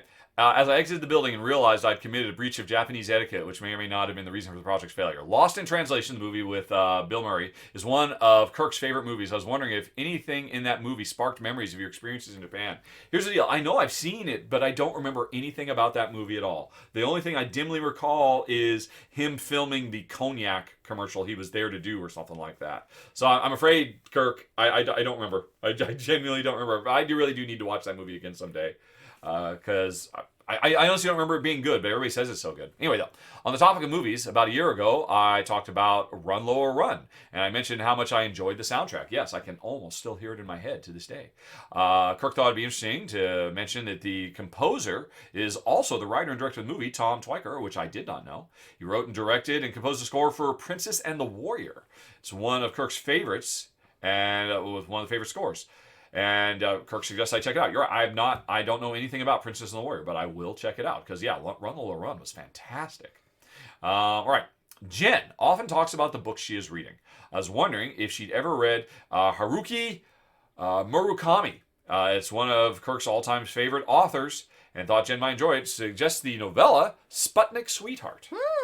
All right. So I'll have to look that up. Okay. These are recommendations for everybody, folks. Now, on to the heavier topic. There was a conversation on a recent podcast about divorce in general, and more specifically, the effects it might have had on our lives. Jen specifically, because she was a child of divorce. I once was discussing the topic with a friend who was getting divorced and felt that she was failing her children by not sticking it out, at least until they left the house and flew the coop. While divorce is not ideal for children, I suggested staying in a broken relationship provides a false model to your children about what a healthy relationship looks like. Our parents are our first and most important role models, and we often mirror their behavior, their relationships in our own. Getting a divorce does not give your children a model for a healthy relationship, but it does spell out that the one you've been living is not that. Now they have a head start on seeking healthier models. And okay, there was no question in there. But, I mean, obviously, do you have anything to say about that, Honey Pie? Since it is an offshoot, do you feel... I believe being a child from divorce did definitely have a huge impact on you, because you have often told me about how it instilled in you a desire to find someone who puts you first, right? Yep. Or you want to talk about that? No. No. Okay. All right. Well, there you go. But yeah, it did have a long-term impact on you. And to be fair, I mean, your parents did their absolute best. Oh, they did. Yeah. You talked about, when we talked about this last time, how your parents never backstabbed or bitched about each other. Yep. And made it clear to you and your sister that this was not about you, and it's just something that happens. Yep. So, one would argue that, you came out of it as well as you could. Yeah. And, obviously you got yourself a very healthy relationship, but it did put you in a particular mindset when you were starting at a very relatively young age, in your late teens and early 20s, that, basically led you to me, for all intents and purposes. So it certainly had an impact, but you probably don't want to go any deeper than that. Okay. No, I'm good. I think I've said enough. Okay. But how about we close, Kirk says, with something lighter. We've often talked about the early days of our relationship, and Kirk is not the only one who enjoys seeing a picture or two, perhaps on Instagram, of our college days. Oh. Jen is just, what does that make you think of? Well, talking about the Sony trip to Japan, I remember taking a picture of you with a Sony building looming in the background. I'll dig that up. Okay. And you can post it somewhere. How hard is it to dig it up? And we could literally show them right here. Okay, now. well, why don't you pause? All right, and so we'll I'm going to pause. We're going to find some old pictures from the 90s. It's going to be all 90s all day. Hold on, we'll be right back. Okay, we dug deep into the archives and we found a few. And it's interesting because, this is all back from, the late 80s. Or we met in what? We met 88. In 89. 88 or 89. Yeah, 88. And in the early and mid 90s. And the thing is, folks may not remember, we didn't all have phones that we carried with us everywhere in our pockets then. So we don't have very many pictures from back in that time. I remember I had bought you for a birthday camera. Present at one point. Although I don't think I bought it till we were in Texas. I think it was a Sony camera. It was about this big, about the size of a credit card, but like, I don't know, a half an inch thick. And the reason I bought it was because it was the one I could find, and it was hard to actually even find things and do searches for this back in the day. That had the fastest turn on to be able to take a picture. Yep. Because it just and you could take a picture like in like 1.5 seconds or something like that. Yeah. And we used that thing for years and years and years. Because smartphones just weren't it. Although we were looking for these, we've actually found an entire directory just called From Treo, from our old Treo smartphones, Treo, for people who remember those. But anyway, so we found a few. These were, let's see. I was wondering, should we actually go find like high school pictures? But we don't have any of those digitally. Yeah. And I don't know. We maybe somewhere have our high school yearbooks. But so let's see. First of all, here is the earliest picture we can find of the two of us. And it was the day we were married. Yep. And we do not have it in digital form. Nope. Because we only have real, actual photos that were developed with chemicals and stuff like that. And these are the only two copies of these in existence. There we are. Oh, and I need to focus. Don't worry, you can focus a bit better than that. There we are. That's me and Jen at what, 22, 21 and 21? 21 and 22? Yeah, 21. And then here's the other one. Very different time and very different Jen. She was definitely going through a Molly Ringwald phase. And that tie you see me wearing is a leather tie. It is the only, no, that's not the only tie I've ever owned, but the only tie I've ever been able to tie myself. Because it's just like, it's a piece of leather. I don't know if it was faux leather or not, but it had a zipper on it. Yeah, and you just zipped it up, and boom, it was done. And I loved it because if I ever had to wear a tie, I to this day, I do not know how to wear a tie.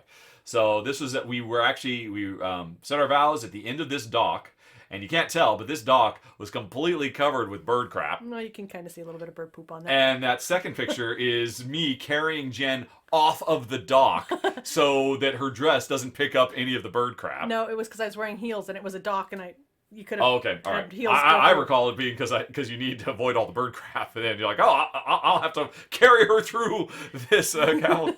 And it's interesting. I mean, so this is at a lake in Kirkland, I think. Redmond. Redmond, that has a bunch of condominiums all around it, and so there were some people up on like a third-story condominium who were just like, they were just out enjoying their weekend, and they saw what was going on because we didn't have a permit or anything. We just went, oh, this is a nice place. This was my mom's where she was living. She lived in these condominiums as well, and it just had this really awesome lake. But it's not like we got permission. It was just me, you, my mom, your mom, my sister, dad, your sister, my brother.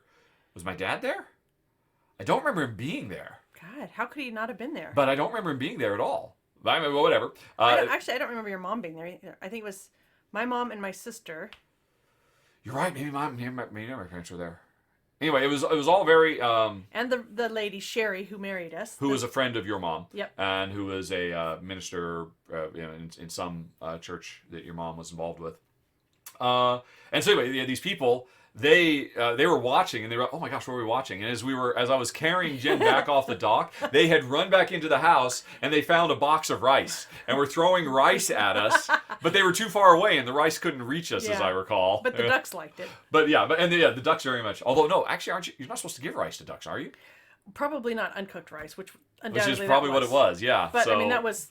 Well, 31 years ago. 31 years ago, yep. So that's the day, happiest day of our lives. But anyway, and then, so we jump forward a few years because, again, there's very little photographic evidence of this time in our lives because we just didn't take pictures. But we found a few, and they were from the Japan trip. So let me scroll down a little bit. No, this was actually from a trip to Vegas. No. This is at the Bellagio in Vegas, isn't it? Or is this in Japan? This is at that mall, remember, that had the beautiful painting which on is the the Bellagio of Vegas. This is the Bellagio in Vegas. There's another picture from this time where I'm eating my first time I ever went to Cold Stone Creamery. Do you think I so? guarantee you, this is the Bellagio, and if we pan the camera up... We might see my hair is different in the next picture, yeah. In which case it might be, but I thought that was the picture from that mall that we went to. Yes, the Bellagio in Vegas. I know, but you remember the mall that we went to in Tokyo? Oh my gosh, you're right. They had those amazing painted ceilings. Well, I mean, that's what the Bellagio in Vegas does as well. They also have a painted ceiling. You're right. I think you're right, actually. I take it back. I'm conflating these two things. Yeah. Because if you've ever been to the Bellagio in Vegas, it like recreates the streets of Venice, the canals of Venice, and they painted the ceiling to be like a sunny day. And yeah, this was a gigantic mall. It's somewhere in Tokyo that was the same thing. But anyway, so that's us. Happily married, much younger. Look at those chipmunk cheeks you got. Yep, look at that dark hair I've got. Look at all that hair. And I've always cut your hair. Yep, yeah. That's the reason Jen fell in love with me is because we were just friends. And she said, you know what, your hair's a mess. I'm going to cut your hair. And she said she fell in love with me as the true me was revealed. Because up until then, my mom had always cut my hair for my entire life. And she was one step removed from just putting a bowl over my head going snip, snip, snip, snip, snip, snip. Yep. And I had a very mop top type aesthetic. He was extremely scruffy. Yeah, very scruffy. I still am scruffy to this day, obviously. I loved your sense of humor all the time. But when your handsomeness came out, I guess that, I don't know. I mean, I'm so chunky. I'm so plump. I had no idea. I think... I'm sure I weighed a lot less then. I mean, this was back when I weighed like 180, 190 pounds, but I feel like chubby cheeked. But anyway, all right. So anyway, and then this was a shot. I think, that's the same hair. Yep. That's the same. So this is a shot I took of Jen, and Jen was very disappointed with this shot because at the time I was not very good at photo composition. She's like, what, are you trying to say I'm an airhead? That things just go in one ear and come out the other? What is the point here? And I'm like, I didn't even notice that. I just thought it was a cool picture of a frog. Same boots too. Yep, definitely. Yep, okay, it's from this trip. You're entirely right. Yep. And then this is me. Either right before or right after we went in for the big meeting, and apparently it's reversed because Sony is not backwards in real life. But there I am. Look how chubby I am. Yep. I guess, no, yeah, you're right. I mean, because this was after Siphon Filter, and I had started putting on weight at that point. Yeah. You were stress eating as well. Yeah, before, when we still lived in Seattle, I was super slim and super skinny. And so I was starting to get over, I was probably over 200 at this point. Ultimately, I think the highest I ever got was when I was at Lionhead, and I must have gotten up to almost 250 pounds. Oh, wow. At the height of, and like Jen said, it was just 100% stress eating all the time. And they had tons of crap for you to eat there. In video game industry, you'll never go hungry, but you'll never eat anything other than pizza and takeout and junk food and candy and cookies, just 24/7. And so I was just putting on weight. Yeah, so I'm probably heavier here than I am now. Yeah. Where I'm kind of hovering around 215. I really need to drop another 10, but I do not have the. So anyway, so there's a few shots. So what am I? I'm like 26, 27 in this picture, probably. I think maybe Same 25. Yep. Actually, we could maybe look back and see when the date. No, because these are pulled off of a cloud thing, so that or maybe the date is embedded. Hold on. Nope, apparently these are old enough that cameras did not embed metadata in them indicating when or where they were taken or anything like that. I wonder if I've got our passports still somewhere from... No, you always have to throw your passport away, don't you? I don't know. Anyway, so that's us from another time in our mid-20s. And then this is our early 20s. You can see, you can see, I'm much slimmer there. Yes. I'm basically a rail back then. I was in reasonably good shape. Well, you're in great shape. Look at this picture. You're in fantastic shape. And you're still in great shape, Honey Pie. You're very healthy. Happy Valentine's Day. Okay. Yeah. Okay. Well, cool. Well, that was fun. Right? Yeah. Okay. Yeah. All right. And I'm sorry, there's just not many pictures back then. I mean, if we met now, if we were in our 20s now, I mean, of course, our lives we'd be all over Instagram with everything. Yeah. But this is a different time. And I got a few grainy photos from high school yearbooks, and then a few pictures of us as little kids, which, again, Actually, we only have in physical copies. We don't have digital versions of any of them. What is that what you were saying? I know I've got that picture of you and me and Scuttle on the couch. I can go get that. You want to grab? All right, hold on. We'll pause. We got one more picture for you, folks. We'll be right back. Okay, we got one more, folks. Jen's one of her favorite pictures of us that ever existed, and you can barely make it out on the back of the actual film because this is developed the film paper. That this we're pretty sure this says June 1994. It's pretty much completely gone. So this was us. And we're married at this point. That was the brown couch your parents gave us. Yep. And this was when we lived in Seattle. That's Scuttle, the first dog we got together. I assume probably your sister took this picture when she was living with us probably at one point. Maybe. I mean, who would have taken this picture? Who had cameras? Who walked around with cameras and took pictures? It was probably Becky to catch us in a moment like that. Yeah, because that's obviously a very spontaneous moment. Probably we're waiting to watch Friends or Star Trek Next Generation or something like that, because when she lived with us, we'd all three get on the couch and watch shows together. Yeah, and Scuttle's the only one on the couch. So yeah, that was back when I was young and handsome, and we both that was our early movie star. We could have pulled it off. We were both great looking. We were a good looking couple of kids. And the dog's the best. Yeah, Scuttle was a cutie pie. Yeah. I mean, contrast and compare. Well, hey, let's see if I can. There you go. I don't know what you think. Although, the lighting, I really need to work on my lighting. Although, would you say this is actually true to my skin color right now? You look lighter on screen. It's a bit lighter on screen? Yeah. Then actually I am a little bit darker? Yeah, you look IRL. paler. Yeah. I think I probably cranked them up so that the boxes pop more, quite frankly. I put the boxes above me. So you're saying, should we adjust this so that they actually see the real skin color? Oh, folks, we'll be right back. We're going to do some color correction. Okay. And I apologize to everybody listening to this. So you can, there's a link down in the show notes of this podcast if you want to go and look at this on YouTube and see what we're talking about. Okay, we bumped up the saturation just a bit. Although I think that's making this box hotter than it is in real life. I guess that's not too far off. So I guess this is as close as we could do in 30 seconds to what I look like now as opposed to 1990 whatever. and I mean, all that you can see the wrinkles and the shadows. I mean, you can see the beginnings of shadows under my eyes back then. But I mean, I think this is just a really dim picture. So because I've always had these dark shadows under my eyes, right? Yeah. And also there was time zone difference when we did Tokyo and all that. And I'm probably 10 pounds heavier in that picture, etc., from all the junk food that I ate. But anyway, folks, sorry, we have gone way off topic. I forgot who asked any of this stuff, but let's move on. Hopefully, folks found that interesting or entertaining. Marty Honey Pie asks, how do our chickens do in winter? That's a nice follow-on from the earlier question. They do absolutely fine. Yeah. It's not very cold here, relatively. And they do fine. When it snows, they go, oh my God, and freak out because there is just white expanse and they can't do depth perception on just white. Yeah. So they do freak out about that. So I go out What and do you kind of. mean? So you're saying that they feel like the world has disappeared and they look at the white as a void that they can't stand on? Or what do Yeah, you mean? because there's no depth perception. There's no, like, okay, there's a rock and there's some dirt and whatever. So I usually go out and sweep the snow off of. They have kind of a decking area outside of their coop door, and then that gives them some sense of where things are. Because otherwise, they just can't see anything. It's a whiteout for them. Wow. So other than that, and then once I do have a couple of the younger chickens that we got last fall are a bit more adventurous. So Yes. once a chicken sees another chicken out there, and then there's little chicken prints in the snow or whatever, then they can. I think there's some depth perception available from that. Yeah. And then they'll start to wander out, but they don't like the snow.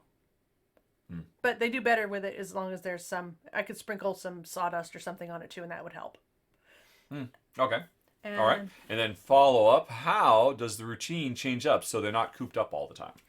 Well, if I get out there and create a path for them, then they'll just do their normal stuff. Yeah, because they've got lots we do not of have room. cooped up chickens. I mean, we've got chickens with a lot of space to roam and wander and peck and hunt and scratch. Yep. All the stuff they do all day Flap long. about.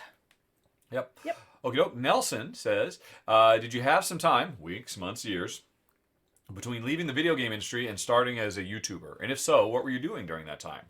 Or what were you doing to help find what to do next? It was less than a week. I mean, I Less than a so week. I left No, Splash Damage. I you left had- Splash Damage in January, and my first video was up by March. So, and I'm pretty sure I could probably look up exactly when I left Splash Damage. I know, or it was maybe like the end of January.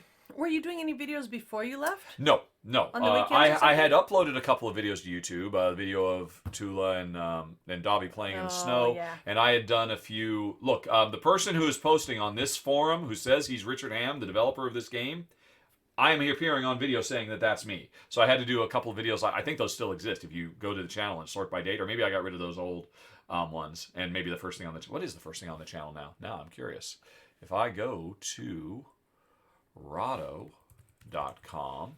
and I go to my YouTube channel, thank you, and I go to videos and I sort by date. The oldest video. Nope, it's just the Snow Beagles. Yep. So yeah, the first video on YouTube was April 2nd, which I believe I was working on them in March. And how can I look up what was the last day I was at Splash Damage? I do not know. I'm really curious about this now. Do I still have emails from that time? Okay, folks, we're gonna pause again to do some more investigation because I am curious. It's all Wayback Machine today. Okay, so it looks like it was about sometime in the middle of January was my last day at Splash Damage. And more research. We are back. Okay, one dug it up. The first video was uploaded not to YouTube in April, but to Vimeo on March 27th, because at the time, you couldn't upload videos to YouTube that were longer than 10 minutes unless you had special permission. So I had to upload my first video to Vimeo.com. It still exists, and that went live on March 27th. I left, I was gone from Splash Damage in the middle of January. So, while we were gone, I should have actually thought, what was I doing, basically, for 2.5 months? Oh, well, I don't remember you diving into videoing at the time. I think you had a few weeks where you just were relaxing and everything, and then I think we probably started talking about what are you going to do with your time. Well, did you have anything, remember that guy who came out from Esdevium? Esdevium was a local, or not very local, I forget, they were somewhere west of us, like a half-hour drive away. They were a board game distribution channel, or distributor. A warehouse basically that just distributed board games all around England. And I had contacted them to say, hey, do you have any jobs? As maybe I could actually try and get a job in the board game industry. Maybe I should do that. And a guy from there literally came to our house, and he brought a handful of games and said, well, you know what we're thinking about is trying to have this program where we have a representative go to friendly local game stores all over England and demo games so they will buy them and sell them. Huh. And so he sat down and kind of did a test with me. And showed me some games, and this is kind of what we're doing. I'm like, okay, well, let me do one. And so he showed me Timeline, and I did a pitch for Timeline, and I think I would believe I nailed it. And he said, oh, that's very interesting. We'll have to talk more. And then I don't believe I ever talked to them again. Huh. Now, I'm going to see if I have any emails from SDVM. From SDVM. Because it must have been. Yep. Oh, yeah. The email was called Shot in the Dark. Wow. And yeah, this was... Oh, that's January 5th. January 1st. So I was actually talking to him before I actually left Splash Damage. Well, you might have left at the end of the year, and they just had extra time. No. I'm pretty sure. I remember it was right. But anyway, so wow, look at all this stuff. And oh my goodness. So anyway, yeah, I was doing that in the month of January apparently. And there was actually talk about me going to a shop in Godalming and actually doing this for real. And then he said, hey, because I said, well, hey, you want me to go do this in the Godalming shop, classicalgameshop.co.uk. And he said, thanks for the link. I'll go check out the store. And then I never heard from him again. So did they eat him? Yeah, apparently Mike changed his mind and thought there was not worth paying me money to go around and sell games. Although one could argue that's what I do now. And just not for SDVM. And they could have been the first. They were in Alton. And I assume they're still there. I think they've since been bought by Asmodee, and they're now Asmodee UK or something like that. So apparently that's what I was doing in the month of January, because I was talking to them right at the beginning, and the last I heard from them was February 2nd. And then what did I do when I stopped waiting for him to call me back? I mean, we were playing games. Yeah, I think you just picked up your phone one day and started filming them. Well, yeah, I mean, because the thing is, if you go to faq.rahdo.com, you will see there's an entry, what got me started on board games, and that will lead you to a thread, which is in Helvetia, that was posted in March. Any word on whether rules will be available? And then Joel Eddy said, hey, here's the rules. And somebody said, hey, Joel, are you going to cover the game? And I said, Joel said, I don't know, maybe I will. And I said, I'll do it. And 2 days later, the next day... Oh, there it is. Yeah. I've always wanted to make a board game video. So I went ahead and did one for Helvetia. I'll try to put it up, although I'm not sure how. I understand YouTube limits to 10 minutes, so I guess I'll go with Vimeo. I don't know. I'll figure it out. Edit. Same day. I just checked it, and it's 2 gigs. 2 gigs. Can you imagine such a thing? That's a very small video. I guess the iPhone records in HD by default. Not sure what to do. We'll see. And then the next day, I had a link, and I said, phew, what an ordeal. And it looks like nobody ever said anything. Nobody ever replied. And then other people... What's this 3 cents? That's Geek Gold. So, to be fair, 65 people thumbed me for doing it, and 3 people gave me Geek Gold, or gave me some Geek Gold. But then the thread continued, or where are the damn rules? I don't care about any of this stuff. Whoever this Richard Ham guy is, saying he'll make a video, who cares? And then finally somebody, finally we have the rules available. And so yeah, I did not make much of an impact on Quentin Geek or Matt S. Oh my gosh, look at this picture of Tulip. Me and Tulip. Yeah, that's my... What a fat bumbleladdy she was. Fatty bumbleladdy, yep. Yeah. So I've got a lost, I guess, month and a half, basically. Well, you did take some time off and relax and read books and... Yeah, that was when I was still reading books. Because I used to read... I'm sure we've talked about this a lot of times on the podcast. I read tons of books growing up. I stopped when I got into the video game industry. I briefly started again when I got a special Brink e-reader. Yep. And then it was stolen in an airport, and then I stopped again. So I was probably still reading a little bit. But then, yeah, this thread came up, and I was like, oh, this is gives me a good... Because I've been thinking about doing it for quite a while, and the thread gave me an excuse to do it. And it's just hilarious. Nobody cared in this thread. No, you got 65 But you're right. I got 65 thumbs. Although who knows? Maybe those thumbs... Maybe people... It's like a pilgrimage. They all come to this thread to thumb the original place where it started or something like that. Who knows? That's interesting. Yeah, I've still got these emails from SDVM. Wow. So anyway, sorry folks. That was neither here nor there. And you couldn't see any of that because I didn't want to share email addresses and stuff like that, obviously. So, right. Yeah, I guess I was just hanging out. I was just chillaxing for the first time in 20-some years. Yeah. And I could stand that for about a month. Yeah, you need to get out of this house. Yeah, that was when I said, honey, do you think I can retire? Do you think I could just come home full time? She said, I think we can, but I don't know if I can stand being around you that much because I am well past those early days of when I missed you so much. Now I'm like happy that you're gone 80% of our waking lives. No, I don't think it was quite like that. Yes, I'm silly. I definitely had built a life of my own. Yeah. So you were totally used to being on your own. Just you and the dogs and the chickens pretty much 24/7. And I would show up for a couple hours. And this was crazy because you were, I think it was 3 hours or something to get into Bromley and 3 hours to get back. No, it depends. Like in really bad winter, it could, and there were trains broke down or whatnot. But I think my normal commute was like 70 minutes both ways. Something like that. You were gone a lot. Yeah. And sometimes you would drive and that would be a little bit faster. But, oh, gosh. That was when I blew out my knee. Freaking way, yeah. Oh, yeah, it was longer when I was still bicycling. Because when I first started doing it, I only rode the train about halfway, and then I bicycled every day. I was like biking for, I don't know, probably 30 miles round trip every day doing this. And I got hit a few times. Because I've been hit many times on my bicycle. And I always get back up. But my right knee is now toast. So maybe one of those times I didn't get up as strong as I thought. Who knows? Yeah. Anyway, though. I just took a break, apparently. But I was already thinking about, hey, can I turn this board game thing? And because I've talked about this before, I just wanted to keep getting board games. Yeah. And if you retired, we couldn't afford to buy all the board games you wanted. Yeah, exactly. And that's probably why I contacted SDVM, because, hey, I could probably get them cheap there. Maybe I could get an employee discount. That's probably what I was thinking. Probably. All right, anyway. From Olivier, is English one of the most difficult languages to learn? This came up recently somewhere. Was it in the podcast? Did we talk about this, or did I talk about it someplace else? I don't remember. I don't know. I've seen a bunch of things on Facebook saying why English is so difficult to learn. You often hear that. But Olivier points out, when I mentioned this, Olivier was totally flabbergasted. His native tongue is French. When he grew up, he learned English intensively at about 11. He's currently 33. He lived all his life with everyone around him. Just knowing English is so much easier to learn than French. English is so clean and easy compared to all the thousands of weird exceptions in French. Okay, Olivier, there's a lot of weird exceptions in English too. Verb conjugation, the lack of masculine and feminine distinction are two main reasons. I will agree. Yes. If English gets one thing right, although we do, we refer to ships as she's. Yeah, but there's a verb conjugation to go with that. Yeah, exactly. Yeah. So, I mean, we have some weird stuff. Putting S at the end of words instead of ES. We've got a lot of really weird, persnickety little just gobbledygook. Yeah. It just makes no sense and is completely inconsistent.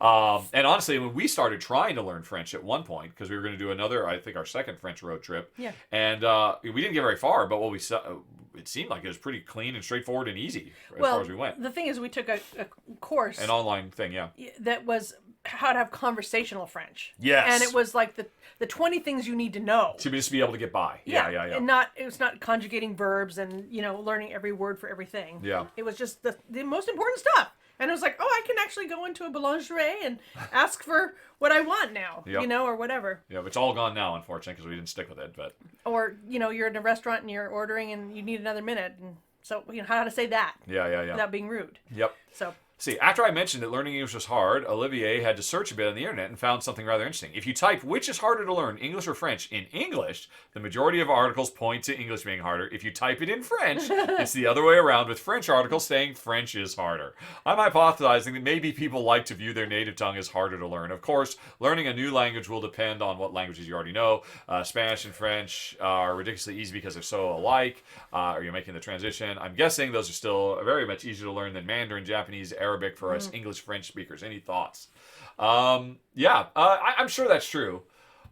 I am definitely curious though if there is some kind of definitive, because there's just so many dumb, stupid rules in English. But it feels to me like I appreciate those rules exist in French too, but it feels like your rules are consistent.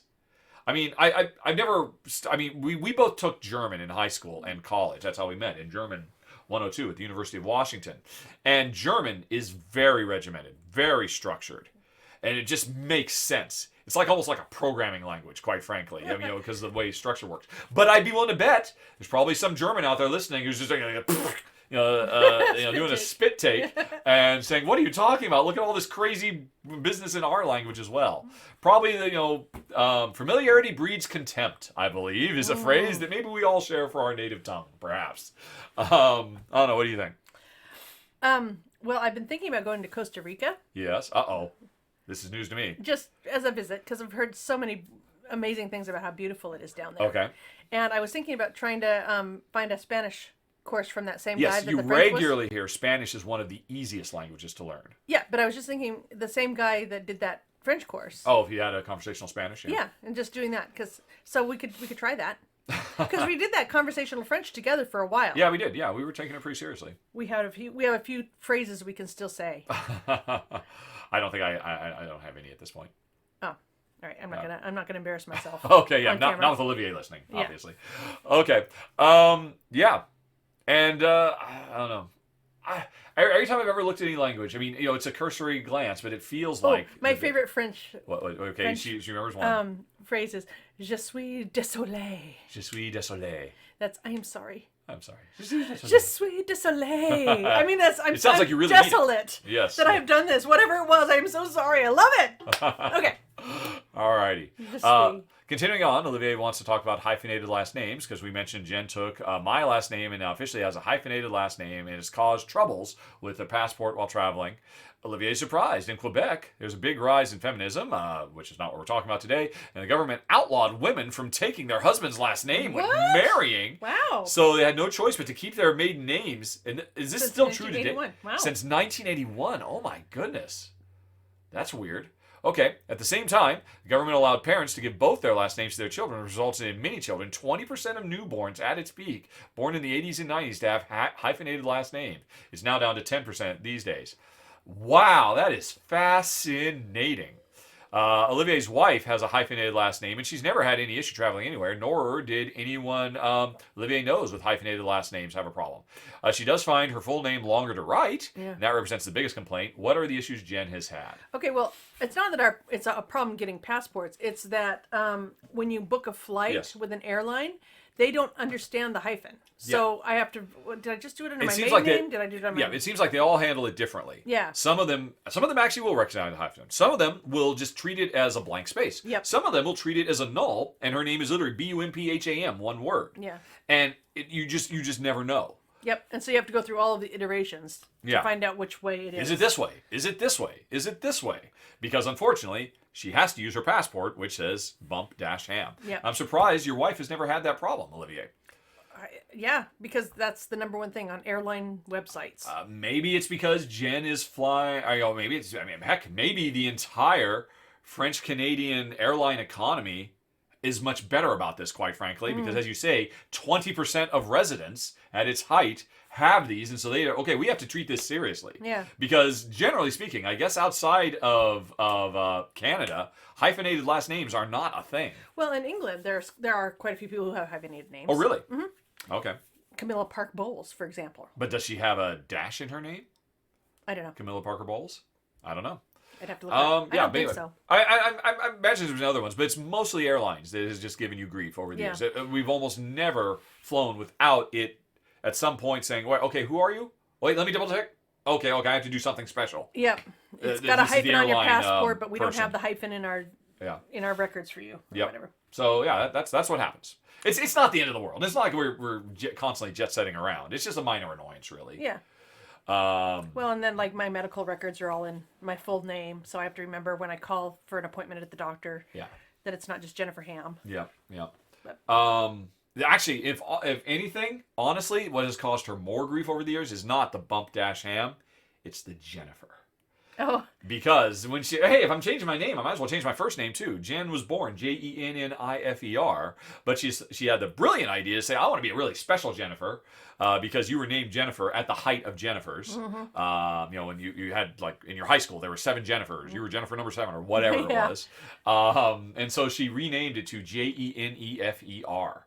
And we have both had to spell that out 50,000 times over the course of our lives now, because no one will ever get that right. Nope. And it's annoying as all get out. I'm fine with it. She's resigned herself to it. I like it. I like the symmetry of it. It's very cool, but it is a pain. I mean, that is something we have to correct people on when we're talking to people on the phone, and and you spell it out and they still get it wrong. Jeni, what? It's just because it's so weird and so different. She loves it though. I like All right. it. She likes making work for herself. All right. TJ is back. Has some questions about NFTs. Oh my gosh. So as long as it has very accusatory, What's an especially. NFT? It's a non-fungible token. It's Jen has no idea. Non-fungible And- token. Yep. Meaning you can't use it as money. No. It's a thing. All right. All right. I'm really interested in what you have to say. If it's too long, skip to the last 2 paragraphs. I think I might do that right now, TJ, because we're at an hour and a half. So first of all, if anybody wants to see everything TJ has to say, you can pause, read his first paragraph, pause, read his second and third paragraph, pause, read. Wow. Yeah, he wrote quite a bit.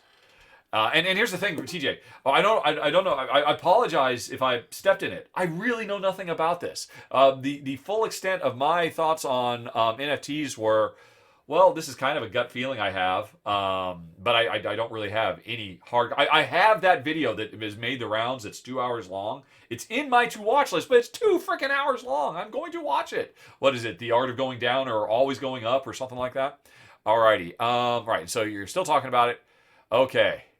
So we got through all that. So anyway, folks, I'm sure I want to give TJ his due. He had a lot to say, and hopefully people enjoyed it. I'm not an NFT guy, but anyway, leaving all that aside, leaving the novella he wrote aside, curious, what do I, as a game designer, would think if a player would make a main character in Siphon Filter wear the Philly Fanatic costume or Star Wars underoos during a climactic scene?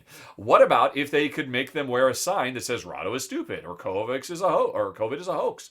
Would I feel different if they took screenshots and shared them? All right, which of course is, I'm sure he mentioned it there. One of the things NFTs allow to do is digital ownership that, ultimately in the future will lead to, cross-pollination between games, which I think is very cool.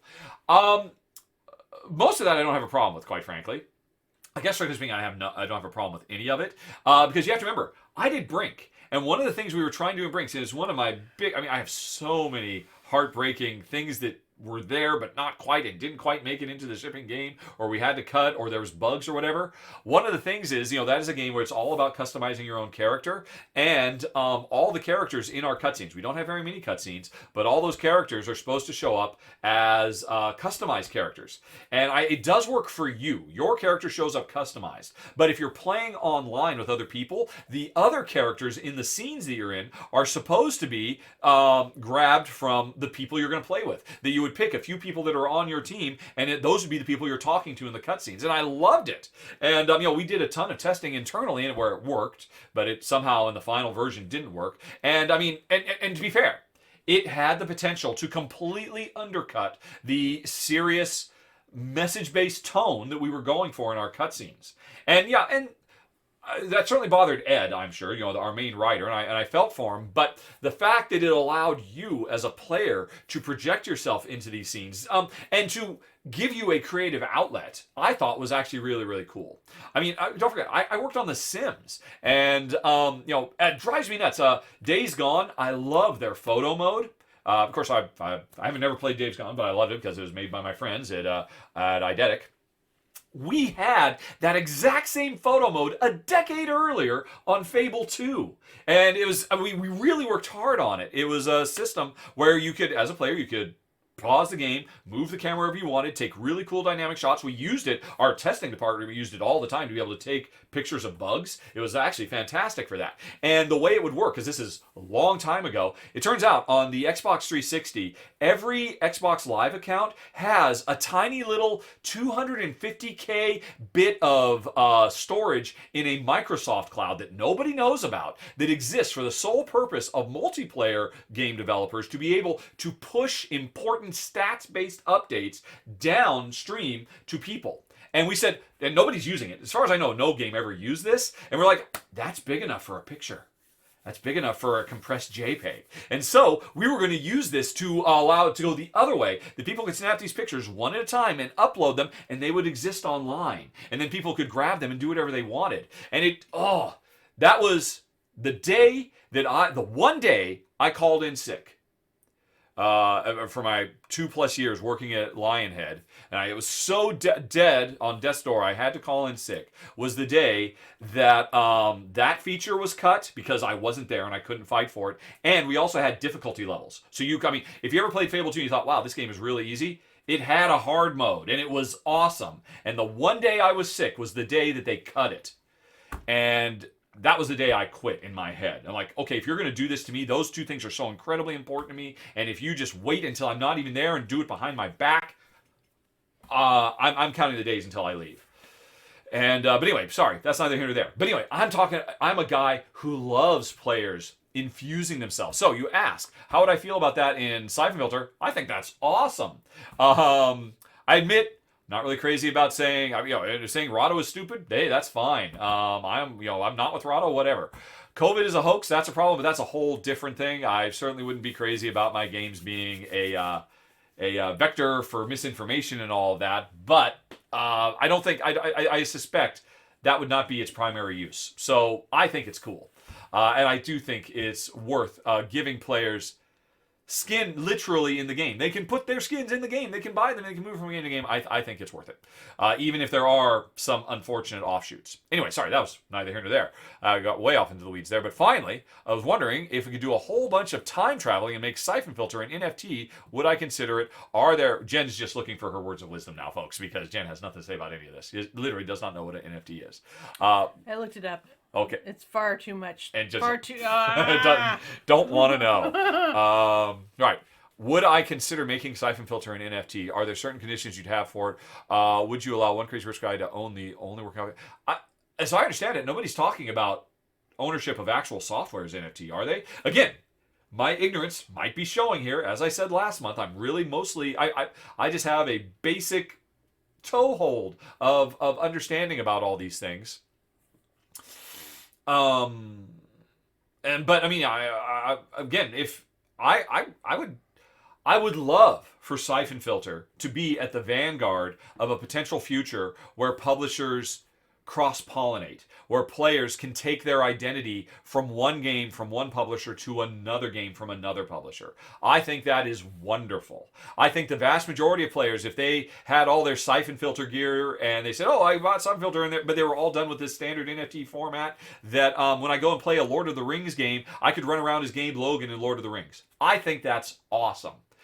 Because the thing is, the vast majority of people say, oh yeah, I might do that for fun if I'm playing online, but when I'm actually playing the game, I'll probably put on proper Lord of the Rings clothes. But if that's what makes you have fun with the game, great. I don't want to stand in the way of that. So I'm a fan. I'm a fan of all of that potential.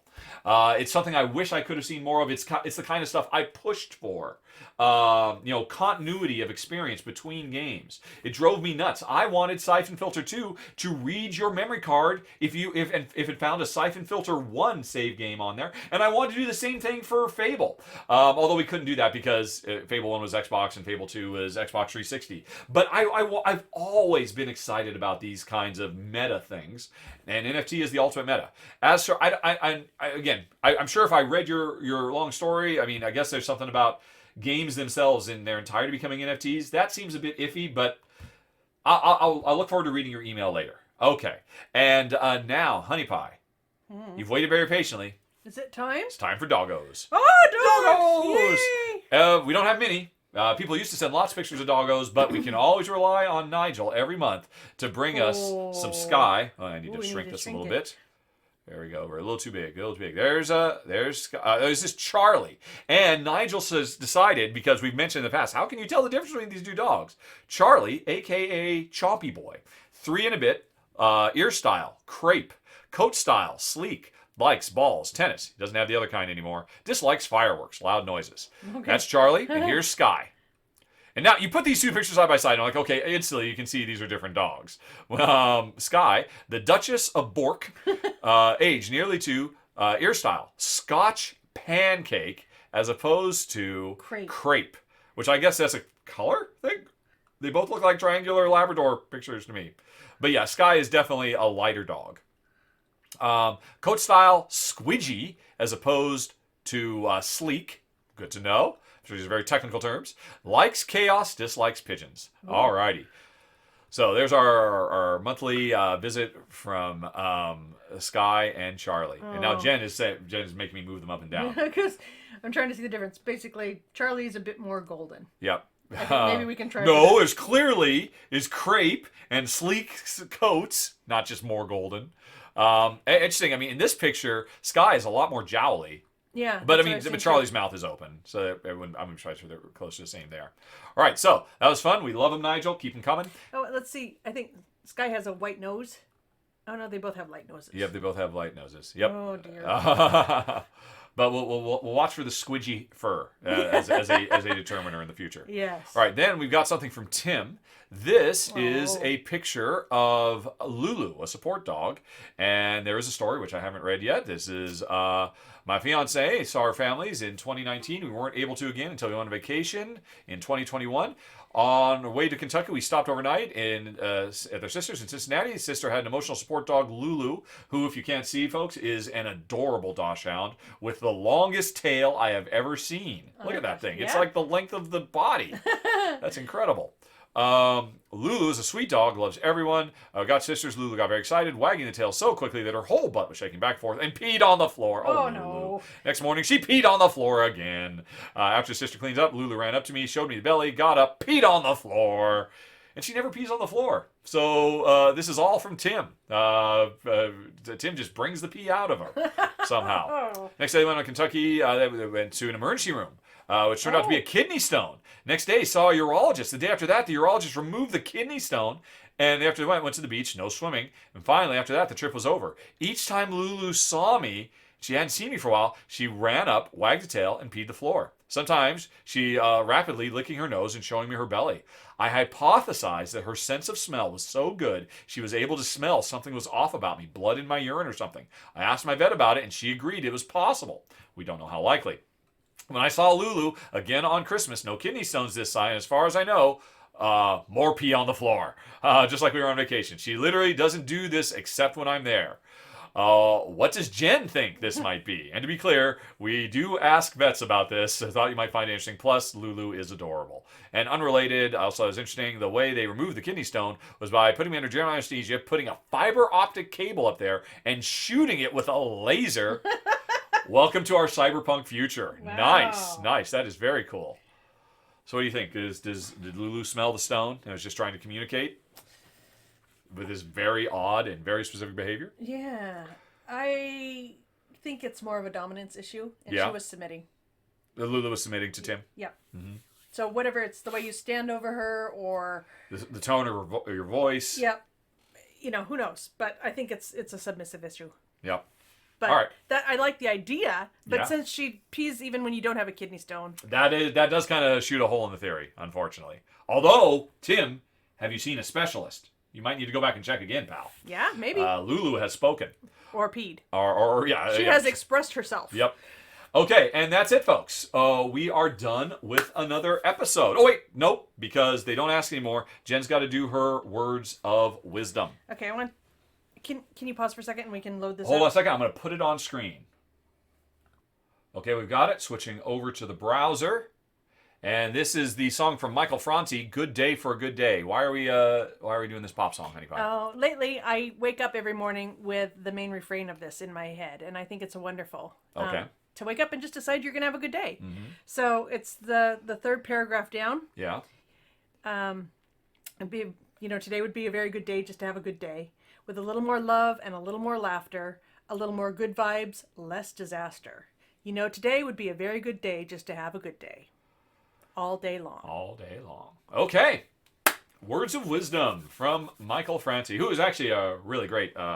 we actually like a lot of his music. Yeah, we do. Okay, folks. That is it. Another one in the rearview mirror, and in the can. In the can. Yes, that's where they goes. It doesn't go in the rearview mirror. In the can in the rearview mirror. And if you have any more questions for next month, please send them to questions@rahdo.com because we don't have a show without you folks. Thanks for listening, everybody. Thanks for the questions you sent in. Thanks for watching. If you're on YouTube, have a nice day. Talk to you later. So long.